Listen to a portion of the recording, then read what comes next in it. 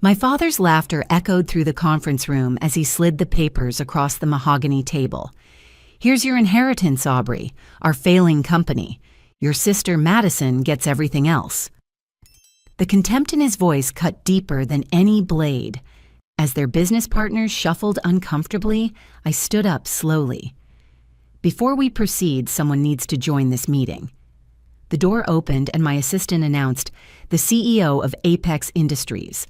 I walked to the door, turned back, and watched Dad's signing pen clatter to the floor. The conference room fell silent as I returned to my seat, savoring the shock on my father's face. To understand how we arrived at this moment, I need to take you back through the 32 years that led me here.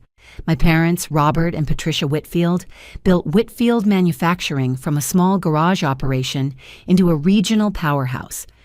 They started with nothing but determination and a loan from my maternal grandfather, crafting precision parts for the automotive industry. Growing up, our dinner table conversations revolved around supply chains, quarterly reports, and production efficiency. But these discussions had a clear audience of one, my older sister, Madison. She was the chosen heir from the moment she could hold a wrench. By age 10, Madison spent summers in the factory learning machinery.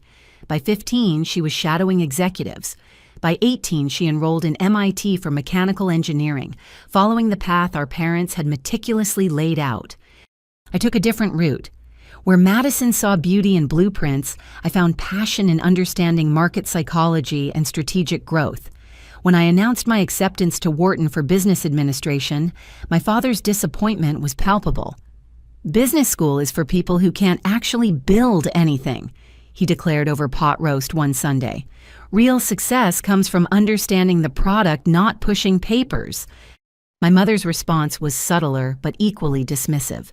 "That's wonderful, dear," she said, patting my hand like I'd announced plans to study interpretive dance.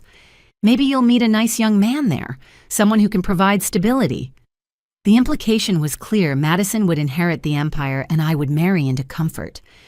Throughout college, I excelled in courses on corporate strategy, market disruption, and organizational behavior. My professors praised my insights on modernizing traditional industries. But when I shared these ideas during holiday visits, my father would wave them away. "Consultants and their fancy theories," he'd scoff. "We've done fine for 3 decades without disrupting anything." Madison tried to bridge the gap, bless her heart. Aubrey's ideas about automation could really help. She'd ventured during one Christmas dinner, but Dad would redirect the conversation to Madison's internship at Tesla, his chest swelling with pride. Now that's real experience, working with the best engineers in the world, not sitting in classrooms theorizing. The comparisons were constant. Madison's engagement announcement at 24 sparked a celebration that lasted weeks. When I graduated summa cum laude at 22, I received a card and a reminder that grades don't matter in the real world. Madison's first published research paper was framed in Dad's office. My case study on supply chain optimization, which won a national competition, was met with, "Very nice. Have you given any thought to what you'll actually do for work?" I found an internship at Deloitte's strategy consulting division, working with manufacturing clients. The irony wasn't lost on me. While my family dismissed my chosen field, I was advising companies just like theirs on survival tactics in an evolving market. That's when I first encountered Whitfield Manufacturing's name in a different context. One of our senior partners, Gregory Marsh, mentioned them during a team meeting. "Classic case of generational stagnation," he said, unaware of my connection. "Refusing to modernize hemorrhaging talent, losing market share to nimbler competitors. They've hired us to assess their largest client relationship." My stomach dropped. Our biggest client was considering leaving. This accounted for 40% of our revenue. I volunteered for the assessment team, carefully omitting my last name from internal communications. What I discovered over the next 3 months changed everything. The client, Odyssey Automotive, had grown frustrated with my father's management style. Their procurement director, Thomas Chen, was documented as saying, "Robert Whitfield treats vendor relationships like it's still 1990. He's insulted our team, refused reasonable modernization requests, and his quality control is slipping." The report recommended Odyssey seek alternative suppliers within 18 months. But the deeper issues were even more troubling. Employee satisfaction surveys conducted anonymously revealed a toxic culture. My father's old-school management included berating staff publicly promoting based on favoritism rather than merit and dismissing innovative suggestions with contempt. The phrase, "because I said so," appeared in multiple complaint records. I sat in my small Philadelphia apartment reading through testimonials from people I'd known since childhood. Janet Morrison, who'd taught me to tie my shoes during factory picnics, described being passed over for promotion 5 times, despite outperforming her male counterparts. Robert told me I should be grateful to have a job at all since most women my age are raising grandchildren, her statement read. David Park, the brilliant financial analyst who'd helped Madison with her high school calculus, had submitted a comprehensive automation proposal that would have saved millions. Dad's response, witnessed by 6 employees, was to throw the proposal in the trash and announce that anyone who thinks machines can replace American workers can find another job. The investigation revealed something else. Whitfield manufacturing wasn't just stagnant, it was dying. Market share had dropped 20% over 5 years. Competitors using modern techniques were underbidding them consistently. The only reason they'd survived this long was legacy relationships and my mother's quiet diplomacy smoothing over conflicts my father created. I made copies of everything, my hands shaking. This was my family's legacy, crumbling in real time. That night, I called Madison, careful to keep details vague. "How's everything at the company?" I asked. Her sigh told me everything. "You know, Dad, he's convinced everyone else is the problem. Mom keeps telling him to listen to the management team, but..." Another sigh. "I'm starting to wonder if I want this future Aubrey. The pressure, the way he treats people. Sometimes I think you made the smart choice." 2 weeks later, Thomas Chen reached out to me directly through LinkedIn. He'd done his research connecting the anonymous consultant to the Whitfield name. His message was brief. "I know who you are. We should talk." We met at a coffee shop in Philadelphia. Thomas was younger than I'd expected, early 30s, with kind eyes and a direct manner. "Your father is going to lose our contract," he said without preamble. "But I respect what your family built, even if Robert has lost sight of it. I have a proposition." He slid a folder across the table. "I've been authorized to invest in alternative suppliers, start a competing firm, take the contract, save the jobs your father is about to destroy." The number on the investment sheet made my breath catch. "Why me?" I asked. Thomas smiled. "Because you understand both worlds, the tradition that built the industry and the innovation needed to save it. And because sometimes the best revenge against those who underestimate you is magnificent success." I stared at the contract that would change everything. The golden child's shadow suddenly didn't feel so dark. It felt like the perfect cover for what I was about to build. The coffee shop buzzed with afternoon energy as I processed Thomas Chen's offer. Students hunched over laptops, business people grabbed quick meetings between calls, and here I sat with the power to upend my family's entire world in a manila folder. Thomas waited patiently, stirring his black coffee, while I read through the investment terms.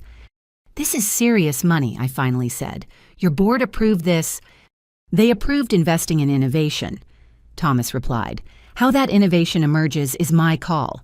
I've watched your father dismiss every modernization effort we've suggested. Last month, he told our CEO that email was killing American business when we asked for digital inventory tracking." I winced. That sounded exactly like Dad. "But starting a company to compete with my own family? Is it really yours?" Thomas asked gently. "From what I understand, you've been shut out of every major decision. Your insights ignored, your education belittled." He leaned forward. "Aubrey, your father is driving Whitfield manufacturing off a cliff. You can either watch it happen or build something better from its ashes." I requested 48 hours to think. That night, I called Sarah, my roommate from Wharton, who'd become my closest friend. "I need your father's advice," I said. Sarah's dad, Marcus Williams, had built 3 successful companies and now mentored young entrepreneurs. Marcus agreed to meet me that weekend at his home in Connecticut. The train ride gave me time to prepare my pitch, but when I sat in his study surrounded by business books and framed IPO certificates, my carefully rehearsed words vanished. "Someone wants to fund me to compete against my family's business," I blurted out. Marcus studied me over his reading glasses. "And you're conflicted." My father would see it as betrayal. "Would it be," Marcus asked, "or would it be evolution?" We talked for 3 hours. Marcus challenged every assumption, pushed back on every justification.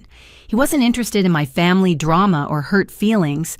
He wanted to know about market analysis, competitive advantages, scalability. "Show me why this isn't just revenge," he said finally. "Develop a business plan that would work even if Whitfield Manufacturing didn't exist. If you can do that, I'll mentor you. But I have conditions." His terms were strict. Complete transparency about my family connection with all stakeholders. No poaching of current Whitfield employees for the first year. Focus on innovation, not imitation. And most importantly, regular sessions with a business therapist to ensure emotional decisions didn't override strategic thinking. "Building a business from spite creates bitter fruit," Marcus warned. "Building from vision creates empires." I spent the next 6 months crafting that vision. Days at Deloitte analyzing manufacturing trends, nights and weekends, developing a revolutionary approach to the industry. I researched sustainable materials that could reduce costs while improving quality. I studied Toyota's lean manufacturing principles and adapted them for American small batch production. I designed employee profit-sharing models that would attract top talent. My business plan went through 17 drafts. Marcus reviewed each one with surgical precision. "Why would a client choose you over established competitors?" he'd challenge. "What's your 5-year growth strategy? How do you handle economic downturns?" Sarah helped with market research, her Harvard MBA network providing invaluable data. We identified gaps in the current market. Manufacturers were either massive and inflexible or small and unreliable. Nobody occupied the sweet spot of medium-scale, highly adaptive, technology-forward production. During this time, I maintained my cover. Sunday dinners with my family became exercises in compartmentalization. I'd listen to Dad rant about disloyal clients and entitled workers, while mentally designing solutions to the problems he refused to acknowledge. One dinner particularly stood out. Madison had suggested implementing a new quality control system she'd learned about at Tesla. Dad's response was swift and cutting. "This isn't Silicon Valley, Madison. We make real products for real Americans, not toys for tech billionaires." But Dad, the error rate would drop by. "The error rate is fine." He slammed his fork down. "My father built this company with his bare hands. We don't need fancy systems. We need workers who take pride in their craft." Mom intervened with her practiced diplomacy. "Perhaps we could trial it in one department." "Patricia, not you too." Dad's disappointment was theatrical. "Next, you'll be suggesting we replace workers with robots like Aubrey's consulting friends recommend." I hadn't recommended anything, but pointing that out would only escalate tensions. Instead, I changed the subject to Madison's upcoming presentation at an engineering conference. Watching Dad's mood shift instantly to pride. The golden child could still do no wrong as long as she didn't challenge his methods. After dinner, Madison cornered me in our childhood kitchen. "He's impossible," she whispered. "Every good idea dies because it wasn't his. Janet Morrison developed an incredible efficiency protocol and he literally laughed in her face during the meeting." "Why does she stay?" I asked, though I knew the answer.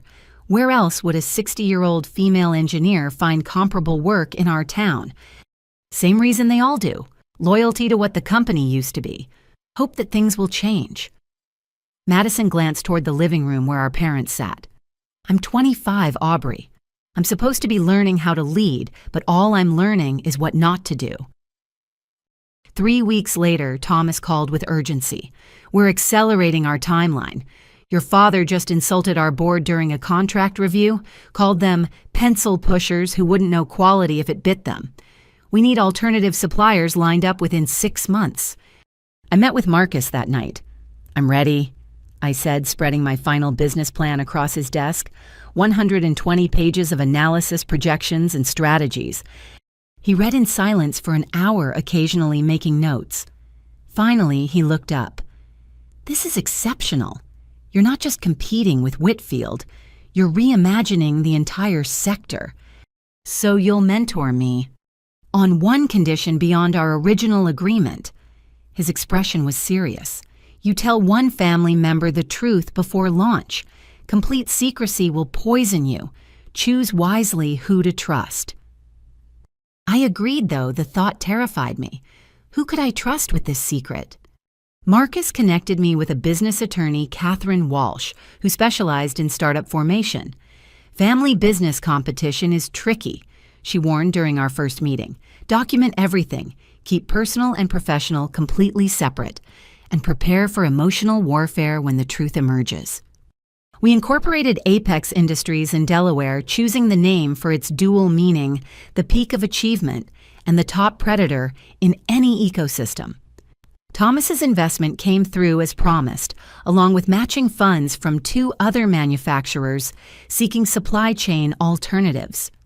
I rented a small office space an hour from my hometown, far enough to avoid accidental encounters, but close enough to understand the local market. The first weeks were overwhelming. Licensing permits, equipment, sourcing, facility hunting. I lived on 4 hours of sleep and instant ramen, telling my family I was working on a major consulting project. Marcus proved invaluable, introducing me to retired executives willing to advise a promising startup. One introduction changed everything. Patricia Nguyen, former COO of a Fortune 500 manufacturer. "You're Robert Whitfield's daughter," she said within minutes of meeting me. My heart stopped, but she continued. "I interviewed there 15 years ago. Your father told me I was too aggressive for a woman and suggested I consider teaching instead. I went on to generate $2 billion in revenue for my actual employer." She smiled. "Tell me about your vision." Patricia became my shadow CEO, teaching me operational excellence while I maintained my Deloitte cover. We found a facility in an industrial park 40 miles from Whitfield Manufacturing, close enough to share suppliers, but far enough to stay off radar. The equipment purchases nearly gave me away. When a used CNC machine dealer mentioned young Whitfield was buying machinery, I had to quickly clarify I was purchasing for a client, not family. The near miss reminded me how small our industry world was. Late nights in the empty facility, I questioned everything. Was I building something valuable or just elaborate revenge? The sound of my footsteps echoed in the vast space, each step a decision taking me further from my family's expectations. One evening, exhausted and covered in dust from equipment installation, I called Sarah. "Am I crazy?" "Probably," she laughed. "But you're also brilliant. And more importantly, you're doing what needs doing. How many people would lose their jobs if Whitfield goes under?" 312, I answered immediately. I'd memorized the employee roster. "Then you're not building a competitor, you're building a lifeboat." The next morning, I stood in my empty factory and made a decision. This wasn't about proving my father wrong anymore. It was about proving that business could be both profitable and ethical, innovative, and inclusive, successful, and sustainable. Thomas visited the facility 2 weeks before our equipment testing. "You've accomplished more in 6 months than most do in years," he observed, watching our newly hired engineers calibrate machines. "We haven't produced anything yet," I reminded him. "You've produced hope," he replied. "That's the hardest thing to manufacture." As we walked through the facility, discussing production timelines and quality metrics, my phone buzzed with a family group text. Madison had gotten engaged to Harrison Sterling, son of a prominent banking family. Mom's excitement filled the screen with emoji-filled congratulations. I typed my own congratulations, wondering if Madison was truly happy or simply fulfilling another expectation. The thought strengthened my resolve. We all deserve the freedom to build our own futures, not just inherit the ones assigned to us. That night, reviewing resumes for production supervisors, I allowed myself a moment of pride. Apex Industries wasn't just a business plan anymore. It was real, with walls and machines, and soon employees depending on its success. The seed of rebellion had taken root. Now it was time to grow it into something magnificent. The first hire at Apex Industries wasn't planned. Janet Morrison appeared at our facility on a rainy Tuesday morning, 3 weeks before our first production run. I found her standing outside the locked entrance professional in her pressed blazer despite the downpour. Mrs. Morrison. My shock was genuine. The veteran engineer who'd been denied promotions at Whitfield for 2 decades stood before me, resume in hand. "Hello, Aubrey. May we talk?" In my sparse office, she sat straight-backed while I fumbled with the coffee maker. "How did you find out?" "Equipment dealers talk," she said simply. "When someone orders the exact machinery to compete with Whitfield, word spreads. Your father mentioned a mystery competitor last week ranting about vultures circling. I did the math." My heart raced. If Janet had figured it out, who else knew? She continued before I could panic. "I'm 61 years old. Your father has passed me over for promotion 14 times. Last month, he promoted a 28-year-old man with 3 years' experience to senior engineer. When I questioned it, Robert said I should be grateful to still have a position at my age. I'm sorry when I said meaning it. You deserved better." "Yes, I did, which is why I'm here." Janet placed her resume on my desk. "I have 35 years of experience, 12 patents and relationships with every quality supplier in the region. More importantly, I have 3 colleagues in similar situations ready to follow if you'll have us." This violated Marcus's mentorship condition about not poaching for a year. But they'd come to me. "I can't match Whitfield's benefits immediately," I warned. Janet laughed, surprising us both. "Aubrey, respect is a benefit your father never offered. When do we start?"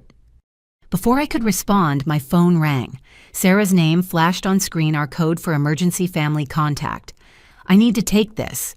I apologized. "Aubrey." Sarah's voice was breathless. "Madison just called me. She knows about your company and wants to invest. What do I tell her?" The room spun slightly. Madison knew I looked at Janet, who waited patiently, then at the rain streaming down windows. "Tell her to meet me at the old bridge park at 8 tonight, alone." After ending the call, I faced Janet. "If you work here, you need to know I'm building this company to compete directly with my family's business. It will get messy." "It already is messy," Janet replied. "Your father's mismanagement is destroying what your grandparents built. Someone needs to preserve their real legacy quality American manufacturing. I'd rather it be you than some corporate raider." We shook hands, and I gained not just an engineer, but a moral compass for the journey ahead. That evening, Madison waited at the park where we'd played as children, her designer coat incongruous against the weathered picnic table. 18 months of secret company building," she said without preamble. "I'm impressed and hurt in equal measure. How did you find out?" She pulled out her tablet, showing a detailed analysis. "I'm writing my senior thesis on regional manufacturing competition. Your incorporation documents use shell companies, but the legal structures have your strategic fingerprint all over them. Plus, you've been mysteriously busy with consulting projects that never appear in Deloitte's client roster." My sister had always been brilliant. I'd forgotten she was also observant. "Are you going to tell Dad?" "That depends. Why are you doing this?" I told her everything. The client departures, the toxic culture, the innovative stagnation, Thomas's offer and Marcus's mentorship, my vision for ethical, sustainable manufacturing. Madison listened without interrupting her expression, cycling through surprise, understanding, and something like relief. "I've been suffocating," she admitted when I finished. "Dad treats me like a prize show horse, not a person with ideas. Every suggestion is dismissed unless I pretend it came from him. Do you know what it's like being the chosen one for a future you're not sure you want?" We talked until midnight, sharing frustrations we'd never voiced. Madison revealed her growing relationship with Harrison Sterling was partly escape strategy. His family connections could protect me from Dad's control, pathetic right, using marriage as a business merger. You deserve love, not strategic alliance, I said. So do you. When's the last time you went on a date? I laughed. Between secret company building and family dinners, I've mastered the art of deflecting Mom's matchmaking attempts. Madison grew serious. I want to invest. Not just money. My skills, my ideas, everything Dad won't let me contribute. But it has to stay secret until you're ready.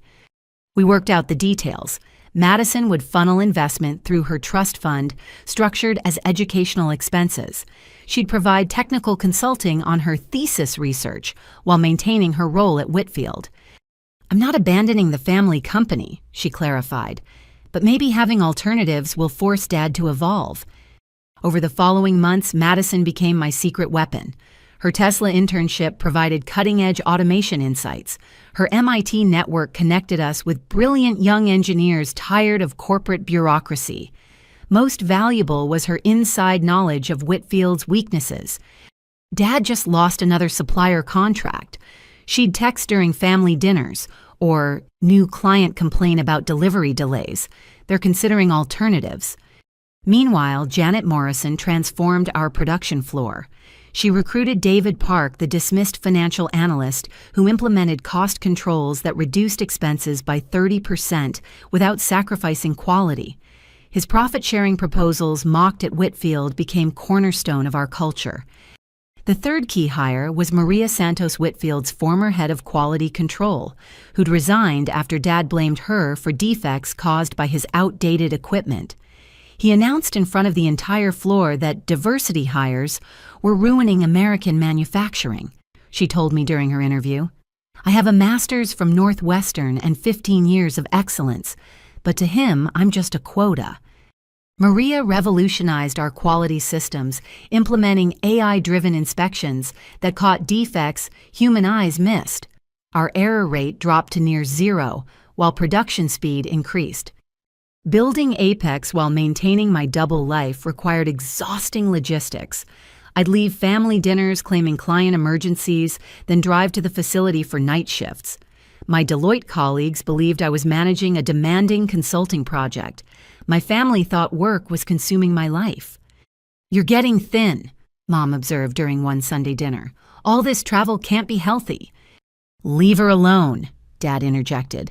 At least she's working not expecting handouts like her generation typically does. Madison caught my eye, suppressing an eye roll. If only he knew his handout generation daughter was building an empire on superior ethics and innovation. The closest call came during Thanksgiving preparation. Mom asked me to collect documents from Dad's home office for tax purposes.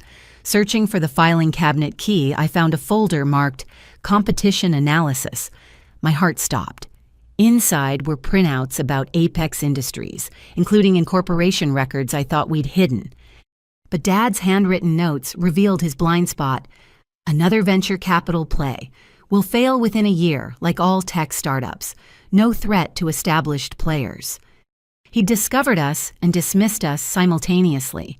I photographed the document's useful intelligence for our strategy. Dad's arrogance would be his downfall. Harrison Sterling entering our family orbit added another layer of complexity. The banking heir was handsome, charming, and clearly smitten with Madison. But something felt off during family dinners where he attended. Your father speaks highly of Whitfield's financial stability, Harrison mentioned one evening. Sterling Bank would be interested in partnership opportunities. Dad practically glowed. Finally, someone who recognizes solid American business. Not like these fly-by-night startups thinking they can disrupt established industry. I choked on my wine while Madison kicked me under the table. Harrison's attention intensified when Dad mentioned Madison's trust fund and future inheritance. The calculation in his eyes was subtle but unmistakable. Be careful, I warned Madison later. He's seeing dollar signs, not you. I know, she admitted sadly. But Dad's so happy about the connection. And honestly, if I'm going to be married for business reasons, at least Harrison's attractive and doesn't mansplain engineering to me. Her resignation broke my heart. You could work with me full time. Leave Whitfield, live your own life. Not yet. Someone needs to monitor things from inside. Besides, imagine Dad's reaction if both daughters abandoned ship. He'd have a stroke. We maintained our careful balance through winter into spring. Apex secured its first major contract with a startup electric vehicle manufacturer seeking innovative suppliers. Our sustainable materials and rapid prototyping capabilities won over traditional competitors. First month's orders exceed projections by 40%, David reported during our Monday morning meeting. If this continues, we'll need second shift sooner than planned. Janet had already identified potential hires, all skilled workers, undervalued elsewhere. Living wages and respect attract talent, she noted. Revolutionary concept, apparently. My double life grew more complex as Apex succeeded. Lying to my family gnawed at my conscience, but watching Dad's continued mismanagement justified the deception. He'd fired 2 more engineers for insubordination, suggesting improvements, and lost another major client to unreasonable demands, basic quality standards.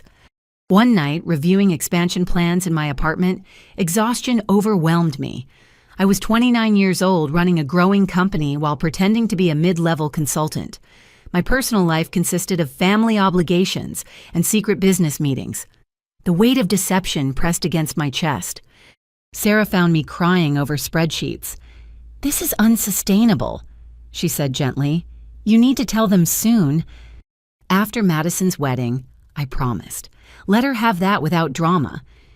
But as I'd learned, family drama follows its own timeline, not our carefully laid plans. Spring arrived with a flood of orders that tested every system we'd built at Apex Industries. Our electric vehicle client had recommended us to 3 competitors, all seeking suppliers who could deliver innovation without the bureaucratic nightmares of established manufacturers. I stood on the production floor at 5 a.m. watching our first shift arrive, feeling a mixture of pride and terror. "Morning, boss," Maria Santos called out, already reviewing quality reports on her tablet. "0 defects on yesterday's final inspection. 3rd perfect day this week." These moments made the exhaustion worthwhile. At Whitfield, perfection was luck. At Apex, it was standard. My phone buzzed with a text from Madison. "Emergency board meeting. Dad's freaking out about quarterly numbers." Whitfield Manufacturing had posted its 3rd consecutive quarter of losses. Their largest remaining client had reduced orders by half, citing delivery delays and quality concerns. The writing wasn't just on the wall, it was in neon lights. But acknowledging problems required humility my father didn't possess.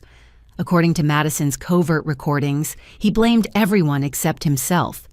Lazy workers, disloyal clients, unfair competition, government regulations, and his favorite scapegoat, millennial entitlement.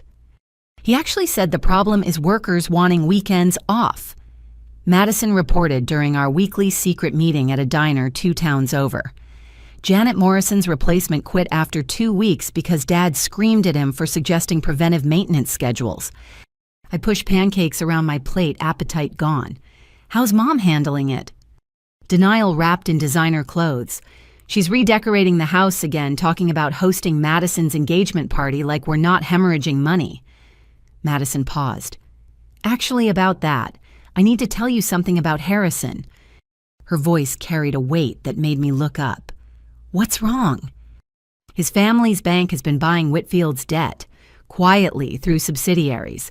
Harrison let slip after too much wine that once we're married, Sterling Bank plans to help restructure the company."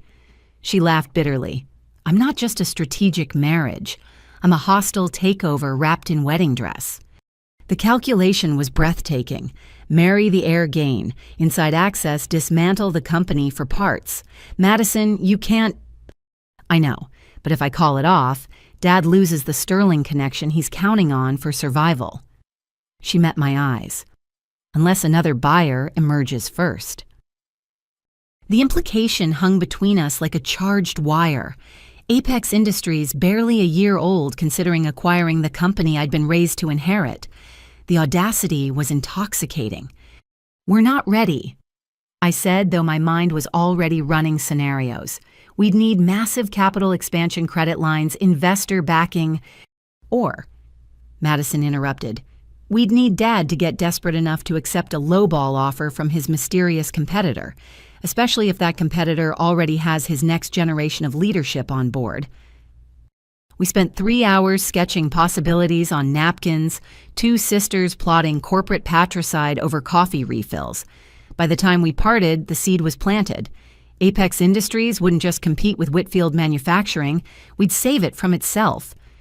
The next months blurred together in a haze of 18-hour days.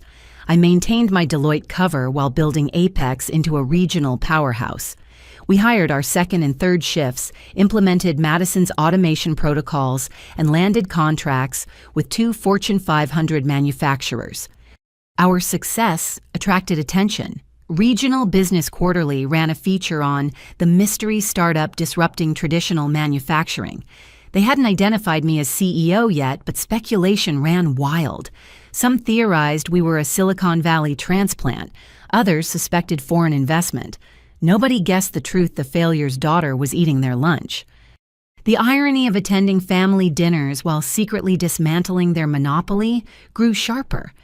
Dad would rant about Apex Industries, while I nodded sympathetically, filing away his fears for strategic use. They're stealing our clients with unsustainable pricing, he declared one Sunday, carving roast like he was stabbing enemies. Probably burning venture capital. They'll fold within 2 years. Maybe they're just more efficient, Madison suggested innocently. Dad's knife paused mid-slice. More efficient than 3 decades of experience, than the company that built this industry locally. His face reddened. This is what happens when people prioritize technology over relationships. Real business is done face-to-face with handshakes and honor. Is that why Thompson Industries dropped us? Madison pressed. Because of honor. The silence stretched taut. Thompson had been Whitfield's second-largest client until Dad insulted their procurement team for requesting environmental compliance documentation. Thompson was infiltrated by liberal nonsense. Dad spat. Climate change quotas and diversity metrics. We build quality products, not social justice warriors. I caught Mom's eye, seeing exhaustion beneath her perfect makeup. She'd spent 30 years managing his temper, smoothing his rough edges, apologizing for his offenses. How many clients had she retained through sheer grace? After dinner, I helped Mom clear plates while Dad and Harrison discussed real business over scotch. "Sweetheart," Mom said quietly, "I know you're building something." My hands stilled in soapy water. "Mom, I'm not blind. The late nights, the evasive answers, the way Madison looks at you like you hung the moon." She dried a plate methodically. "Whatever it is, be careful. Your father doesn't handle competition well, especially from women." "Would you stop me?" She considered this while stacking china. 20 years ago, I had ideas too. Improvements, expansions, modernizations. Your father patted my head and told me to focus on raising you girls. Her smile was sad. Maybe it's time someone showed him what we're capable of. That night, I lay awake processing the revelation. Mom knew, or at least suspected. Yet she'd kept silent, maybe even provided cover. The woman I'd dismissed as decoration had been playing a longer game. My phone lit up with encrypted files from Madison. Harrison's pillow talk had revealed Sterling Bank's timeline: acquire Whitfield's debt force default through aggressive terms, marry Madison for inside access, then break up the company for real estate value alone. The factory would become condos. 300 jobs would vanish. Our family legacy would be erased for profit margins. "We have 6 months," Madison's message read, 8 if Dad can secure bridge financing. 6 months to grow Apex large enough for acquisition. 6 months to position ourselves as saviors rather than raiders. 6 months to prevent Harrison Sterling from turning our childhood home into a parking lot. I called Marcus Williams at midnight. "I need to accelerate everything." "What's changed?" "Family is in danger, not from me, from someone worse." Marcus sighed. "How much do you need?" 20 million credit line. 30 would be better. You're asking me to bet on a company that's barely a year old, run by someone living a double life to acquire a failing business with massive debt. Yes. The pause stretched across states. I'll make some calls, but Aubrey, it's time to come clean. These situations explode. Control the narrative or it controls you. He was right, but first I needed leverage. I spent the next week negotiating with Odyssey Automotive, Thomas Chen's company that had launched this journey. Their contract with Whitfield ended in 2 months. We could handle their full volume with our expansion. You've exceeded every projection, Thomas noted during our facility tour. But taking Whitfield's place means tripling capacity overnight. We'll be ready. I promised mentally calculating equipment needs hiring requirements and sleepless nights ahead. The financial maze required expert navigation. Catherine Walsh. My attorney introduced me to investment bankers who specialized in distressed acquisitions. They saw Whitfield's numbers and whistled. Your father's been cooking books, one noted delicately. Not illegally, but creatively. Real debt is 40% higher than reported. Each revelation felt like uncovering rot in childhood floorboards. How long had Dad been hiding the decay? How much had Mom seen while staying silent? The Sterling situation grew more urgent when Harrison formally proposed to Madison. She called me crying from a restaurant bathroom. He did it in front of his parents and mine. Public pressure. I couldn't say no without causing a scene. You don't have to marry him, I said firmly. If I don't, Dad's lost his last hope. Harrison's already hinting about family investments after the wedding. She sniffled. I'm 26 years old and being sold for parts. Not on my watch, I promised. That weekend, I made a decision that would accelerate everything. During Saturday dinner at an upscale steakhouse, Harrison held court about Sterling Bank's regional dominance, while Madison smiled like a hostage. Dad glowed with proximity to power. Mom drank more wine than usual. When Harrison stepped away for a call, I seized my moment. Did you know Sterling Bank has been buying your debt, Dad? His fork paused. What are you talking about? My clients at Deloitte track regional banking movements. Sterling's been acquiring Whitfield obligations through shell companies. You owe them 70% of your credit. I watched realization dawn. The eager wedding planning. The sudden interest in family business, the generous terms that now looked like trapdoors. You're mistaken, he said, but uncertainty flickered. Check your loan documents. Cross-reference the holding companies. Harrison's family doesn't want an alliance. They want your real estate. Madison's eyes widened with perfectly timed shock. Is that why he's been asking about property valuations? The seed of doubt was planted. Over the following days, Dad's investigation confirmed what we'd leaked. His rage was biblical.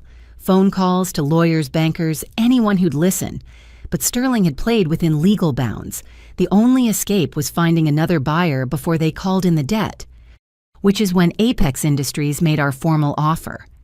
Madison's wedding day arrived with the kind of perfection money could buy and authenticity couldn't touch. I stood in the bridal suite at the Sterling family's country club, watching makeup artists transform my sister into a vision of resigned beauty. Her smile never reached her eyes. You can still walk away, I whispered while the photographer adjusted lights. With what? Madison laughed humorlessly. Dad signed personal guarantees on those Sterling loans. If I humiliate Harrison publicly, his family will destroy ours financially. The trap was elegant in its cruelty. Over the past 3 months, Sterling Bank had accelerated their takeover timeline, calling in small portions of debt just to demonstrate power. Each payment drained Whitfield's reserves, forcing Dad to accept bridge financing with increasingly predatory terms. 5 more minutes, ladies, Mom chirped with artificial brightness, her third mimosa barely touched. She'd been medicating with champagne in denial since breakfast. I squeezed Madison's hand. Trust me, something will happen. What happened exceeded even my desperate hope. The ceremony unfolded like a glossy magazine spread. 200 guests filled the garden spring flowers, framing an altar that cost more than most cars. Harrison waited with the satisfaction of a collector acquiring a rare piece. His parents flanked him like generals overseeing conquest. I walked down the aisle, first maid of honor in lavender silk, scanning the crowd. Thomas Chen sat with other business associates. Janet Morrison had somehow received an invitation, her expression carefully neutral. Marcus Williams occupied a back row, having arrived as my +1 to celebrate my dear friend's wedding. Madison emerged on Dad's arm, and I saw the moment he realized his defeat. This wasn't a father giving away his daughter. It was a businessman surrendering assets. The awareness flickered across his face before pride reasserted itself. The ceremony proceeded with scripted precision until the officiant reached the vows. Harrison spoke first, his promises focusing oddly on partnership, mutual benefit, and combined resources. It sounded more like a merger announcement than a marriage. Then Madison's turn came. She looked at the card with her prepared vows, then slowly tore it in half. The sound of ripping paper echoed across silent gardens. "I need to be honest," Madison began, her voice growing stronger with each word. "Harrison, you're intelligent, ambitious, and from a powerful family. Any woman would be fortunate to align with sterling resources." Harrison's smile wavered. His mother leaned forward. "But that's exactly the problem," Madison continued. "This isn't a marriage. It's a hostile takeover disguised in white lace. Your family has systematically acquired my father's company debt, and this wedding is just the final signature on an acquisition document." Gasps rippled through the congregation. Dad shot to his feet. "Madison, what are you doing?" "Something I should have done months ago." She turned to face the assembled crowd. "Harrison told me last night, after too much celebration, exactly what happens after our honeymoon. Whitfield Manufacturing gets broken up for parts. 300 people lose their jobs. Our family legacy becomes a tax write-off." "These are private business matters," Harrison's father stood, voice commanding. "Not appropriate for what honesty?" Madison laughed, actually laughed, while tears streamed down her face. "You want to know what else isn't appropriate? Harrison's prenup includes a fidelity clause that only applies to me. Apparently, sterling men have traditional privileges in marriage." The revelation landed like a grenade. Mothers pulled daughters closer. Fathers shifted uncomfortably. Harrison's carefully composed mask cracked. "Madison, you're emotional." He reached for her arm. "Let's discuss this privately." She stepped back, bouquet dropping. "No, we're done discussing privately. Done with handshake deals that crush families. Done pretending business justifies cruelty." She looked directly at her father. "And I'm done being sold to save a company you've already destroyed through arrogance." The silence that followed could have suffocated elephants. Then from the back row, slow clapping started. Marcus Williams stood, his applause echoing. Janet Morrison joined, then Thomas Chen. One by one, people who'd been wronged by both families' methods rose in solidarity. Harrison's face flushed crimson. "You'll regret this. Sterling Bank will call in every loan. Your family will be bankrupt by Monday." Actually, a new voice interrupted, "They won't." Everyone turned as Marcus Williams approached the altar with documents. "Miss Whitfield, as CEO of Apex Industries, asked me to present this formal acquisition offer. Cash purchase of all outstanding Whitfield Manufacturing debt, including Sterling Bank holdings. The contracts are already filed with state regulators." My moment had arrived. I stepped forward, no longer the overlooked daughter, but revealed as the architect of salvation. "Surprise, Dad." Robert Whitfield's face cycled through confusion, rage, and shock like a broken kaleidoscope. "You Apex Industries is you. Me along with every talented person you drove away." I gestured to Janet, who waved cheerfully. "Every innovation you mocked, we implemented. Every worker you belittled, we hired. Every client you insulted, we served better." "This is conspiracy," Harrison sputtered. "Fraud. Will sue." "For what?" Catherine Walsh, my attorney, materialized beside Marcus. "Apex Industries made a legal offer at above-market rates. Sterling Bank's board voted to accept this morning. Check your phones." The beautiful chaos that erupted defied wedding etiquette. Harrison's parents screaming about betrayal, Dad advancing on me with fists clenched, Mom stepping between us with steel in her spine I'd never seen. Guests recording everything on phones, ensuring this disaster would trend within hours. "Inside," Mom commanded with authority that brooked no argument. "Family only, now." We retreated to the country club's library, leaving 200 guests to gossip over abandoned reception tables. The immediate family gathered Mom, Dad, Madison still in her wedding dress, and me in bridesmaid lavender. The fortune we'd spent on this facade could have saved 10 jobs. Dad rounded on me immediately. "How dare you, stealing from your own family?" Stealing. I laughed, harsh and bitter. "I built something better than what you were destroying. That's not theft, that's evolution." "With whose money, whose connections?" Spittle flew from his lips. "Everything you have came from the Whitfield name." "Everything I have came despite the Whitfield name."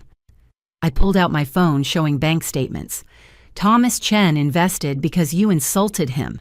Marcus Williams mentored me because you exemplified everything wrong with old-school management.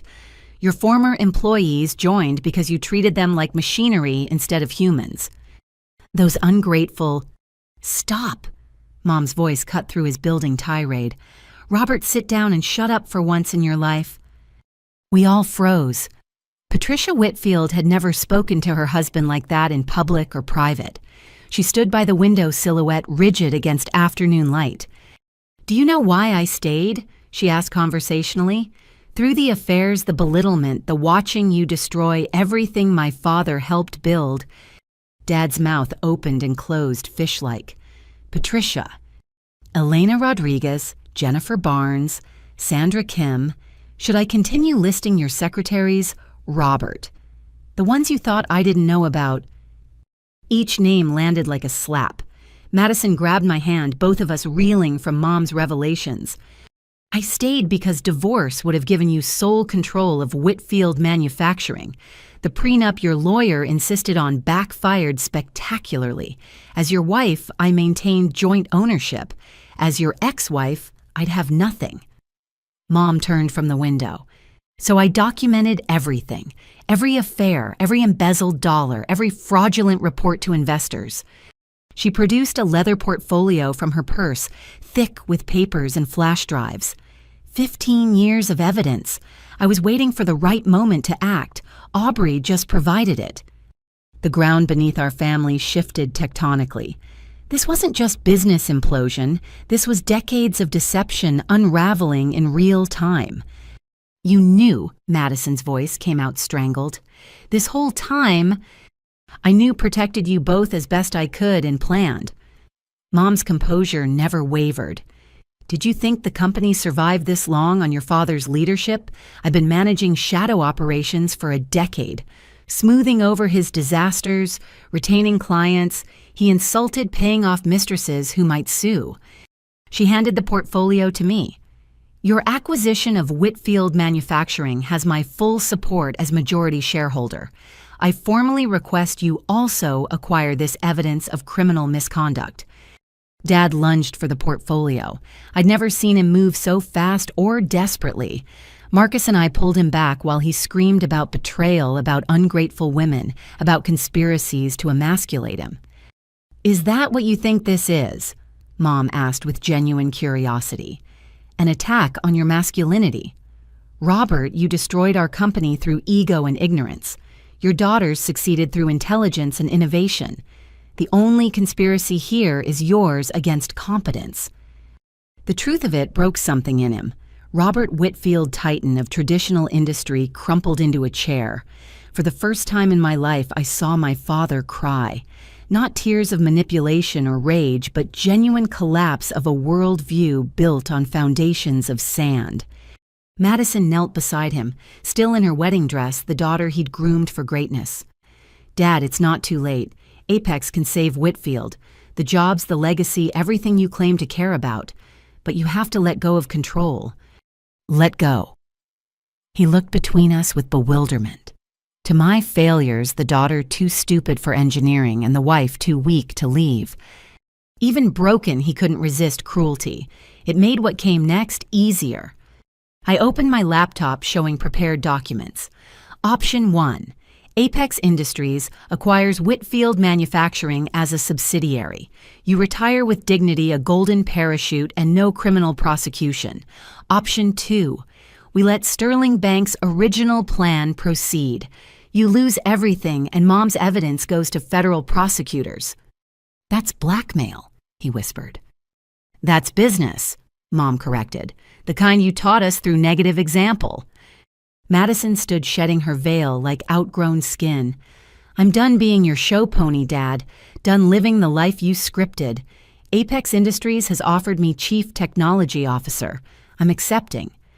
The betrayals compounded like interest. His golden child choosing the usurper. His submissive wife revealing steel beneath silk. His failed daughter holding his future in manicured hands. You'll destroy everything I built, he said flatly. No, I corrected gently. We'll save what you built and transform what you broke. Whitfield Manufacturing will survive. Your methods won't. The meeting continued for 3 more hours, lawyers arriving to formalize what family had fractured. By sunset, papers were signed. Apex Industries owned Whitfield Manufacturing. Dad retained a ceremonial title and financial security in exchange for complete operational removal. As we prepared to leave, Mom pulled Madison and me aside. I'm proud of you both. You did what I couldn't, fought back with grace instead of bitterness. What will you do now? Madison asked. Mom smiled, looking younger than she had in years. First divorce papers, then I think I'll travel.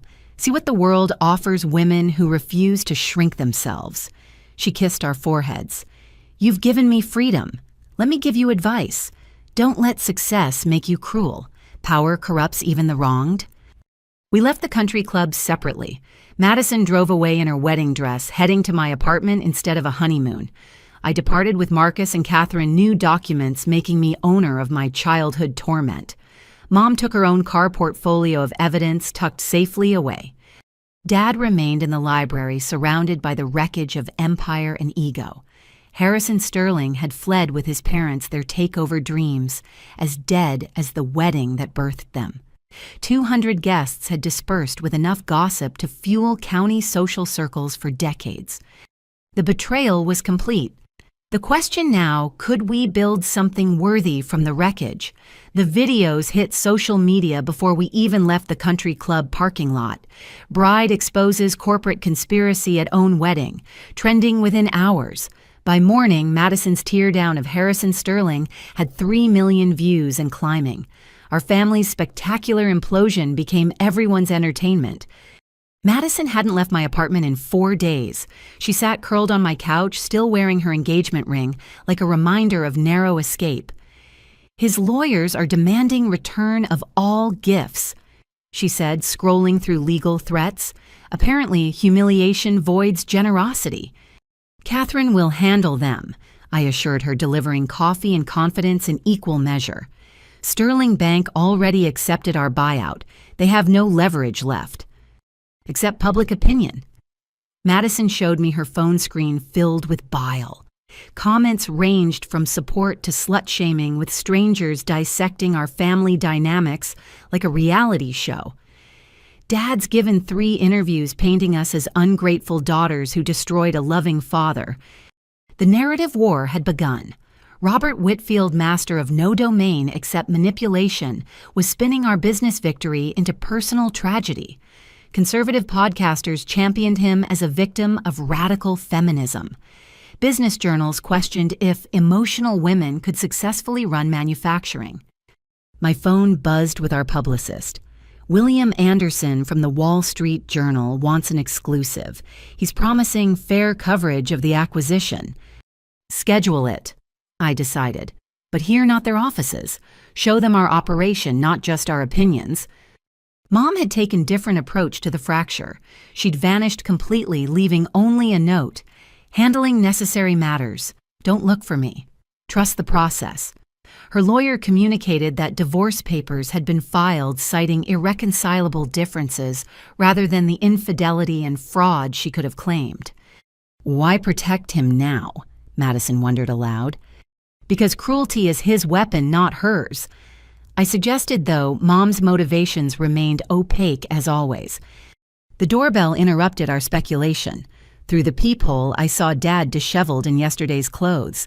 My hand hesitated on the lock. "Let him in," Madison said quietly. "We need to face this." He entered like a stranger, the commanding presence I'd feared my whole life reduced to hollow desperation. "Your mother won't answer my calls." "Can you blame her?" I asked. 35 years of marriage. She owes me conversation at least. Madison laughed sharp and bitter. "She owes you nothing, just like we owe you nothing. That's what you never understood, Dad. Relationships aren't transactions. Love isn't debt." He sank into my armchair without permission, looking around my apartment like seeing it for the first time.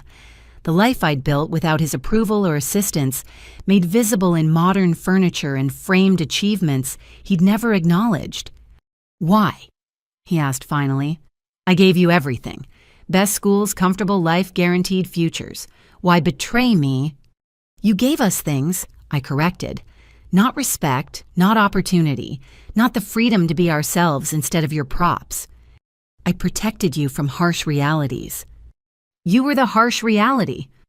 Madison's composure cracked. "Every achievement dismissed if it wasn't your way.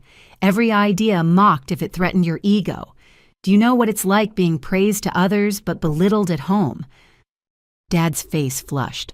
"I pushed you toward excellence." "You pushed us toward your definition of excellence," I interrupted, "which meant shrinking ourselves to fit your comfort zone. Well, we're done shrinking." The argument that followed was 20 years overdue. Grievances poured out like pus from infected wounds. Madison detailed every time he'd taken credit for her innovations. I listed every dismissal of my education, every snide comment about soft skills and women's work. He defended with increasing desperation. We were too sensitive. Business required toughness. Modern philosophies were destroying traditional values. The litany of conservative platitudes that justified emotional neglect. "Get out," I finally said. "Come back when you're ready to listen instead of lecture." He stood slowly, age showing in every movement. "Your mother took the house keys, changed the locks already. My own home, Aubrey. 3 decades of mortgage payments and I can't enter my own home." "It's her home too, you just never noticed." After he left Madison and I sat in exhausted silence, victory felt hollow when it came at family's expense. We'd saved the company but shattered the clan. My phone rang with an unknown number. Against better judgment, I answered. "Miss Whitfield, this is Jennifer Barnes, Dad's former mistress." My hand tightened on the phone. "What do you want?" "To meet. I have information about your father you need to know. It affects your company acquisition." We arranged to meet at a neutral location the next morning. Madison insisted on accompanying me, united in suspicion. Jennifer Barnes wasn't what I'd expected. Professional rather than seductive, she waited in the coffee shop with folders and remorse. "I owe you both an apology.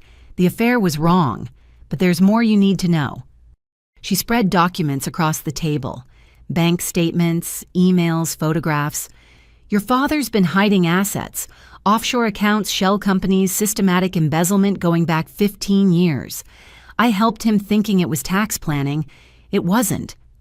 The scale stunned even cynical me. Millions siphoned from Whitfield Manufacturing into Caribbean hideaways. Contracts inflated with kickbacks flowing to personal accounts. Our family business hollowed out by the man sworn to protect it. "Why tell us now?" Madison asked. "Because he's planning to use these funds to challenge your acquisition. Hire lawyers to tie you up for years, bleed Apex dry through litigation." Jennifer met our eyes steadily. "I've already been to the FBI. Immunity in exchange for testimony. You should know what's coming." She left us with copies of everything. Evidence that would imprison our father, destroy any sympathy he'd cultivated, and any hope of reconciliation. "We have to tell Mom," Madison said numbly. But Mom already knew. She called that evening from an undisclosed location, voice calm as always. "Jennifer reached out weeks ago. I've been coordinating with federal investigators. It's why I disappeared, protecting evidence, providing corroboration." "You're testifying against Dad." "I'm testifying for truth. What he does with truth is his choice." She paused. "I've also transferred my shares in both companies to you two. Equal split. I want no part of business anymore." "Mom, I spent 35 years managing his disasters. You saved what could be saved. Let me find my own salvation now." The call ended with love but no forwarding address. Our mother, the shadow executive, had vanished into whatever life awaited women who refused to be supporting characters anymore. Madison moved out of my apartment the next week, finding her own space to process the ruins. We met daily at Apex headquarters, building the future while our past burned behind us. The media circus intensified. Business channels analyzed our acquisition structure. Lifestyle blogs dissected our family psychology. Everyone had opinions on the Whitfield women who'd toppled a patriarch. Then came the FBI raid on Dad's home. News helicopters circled while agents carried out boxes of evidence. He was arrested on charges of fraud, embezzlement, and tax evasion. The perp walk photos showed a broken man who'd finally met consequences. "I feel nothing," Madison confessed that night. "Shouldn't I feel something? He's our father." "He was our father," I corrected. "Now he's just a cautionary tale about toxic leadership." But late at night, alone with merger documents and memories, I grieved. Not for who he was, but who he could have been. The father who might have celebrated our successes instead of fearing them. The leader who could have evolved instead of calcified. The man who chose pride over family at every crucial turn. Apex Industries thrived amid the chaos. Our story resonated with workers tired of outdated management. Resume flooded in from talented people seeking respectful environments. Clients appreciated transparency and innovation over old boys club handshakes. We held our first all-hands meeting in Whitfield's former executive conference room. 300 employees gathered, some who'd worked there for decades, others brand new to our vision. Change is hard. I addressed them honestly. Watching leadership fail is harder. But together we're proving that business can be both profitable and principled. That strength doesn't require cruelty. That the future belongs to those who adapt rather than those who attack. Madison presented our technology roadmap innovations Dad had stifled, now given resources to flourish. Janet Morrison announced our new mentorship program, ensuring knowledge transfer between generations. David Park detailed profit-sharing plans that would make every worker an owner. The applause was genuine hope, replacing fear in halls that had known too much of both. Later, cleaning out Dad's former office, I found a photo from my college graduation. He stood between Madison and me, proud smile masking the disappointment he'd voiced privately. We looked happy. We looked like a family. I kept the photo not from nostalgia, but as reminder. Success built on others' destruction was still destruction.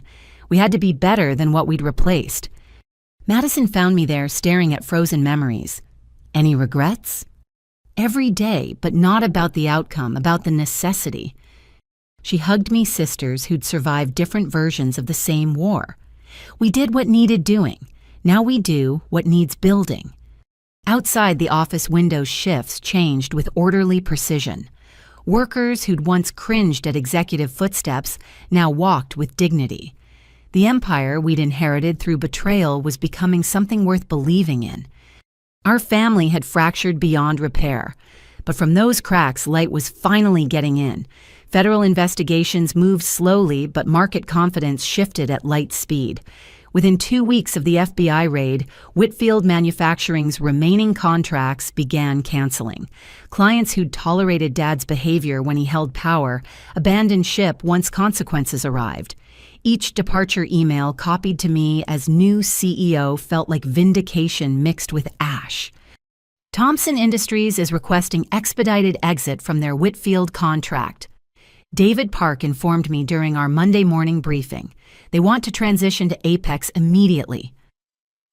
I studied the numbers on my screen, each digit representing jobs, families, futures.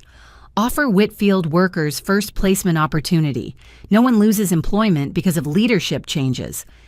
That's generous, David noted. Some of these people enabled your father for years. Fear makes accomplices of us all. Let's break that cycle. The true hostile takeover wasn't Apex absorbing Whitfield. It was hope conquering resignation in every corner of our merged operations.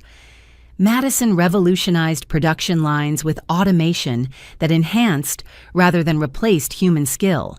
Workers who'd hidden innovations for decades suddenly presented ideas they'd shelved under Dad's regime.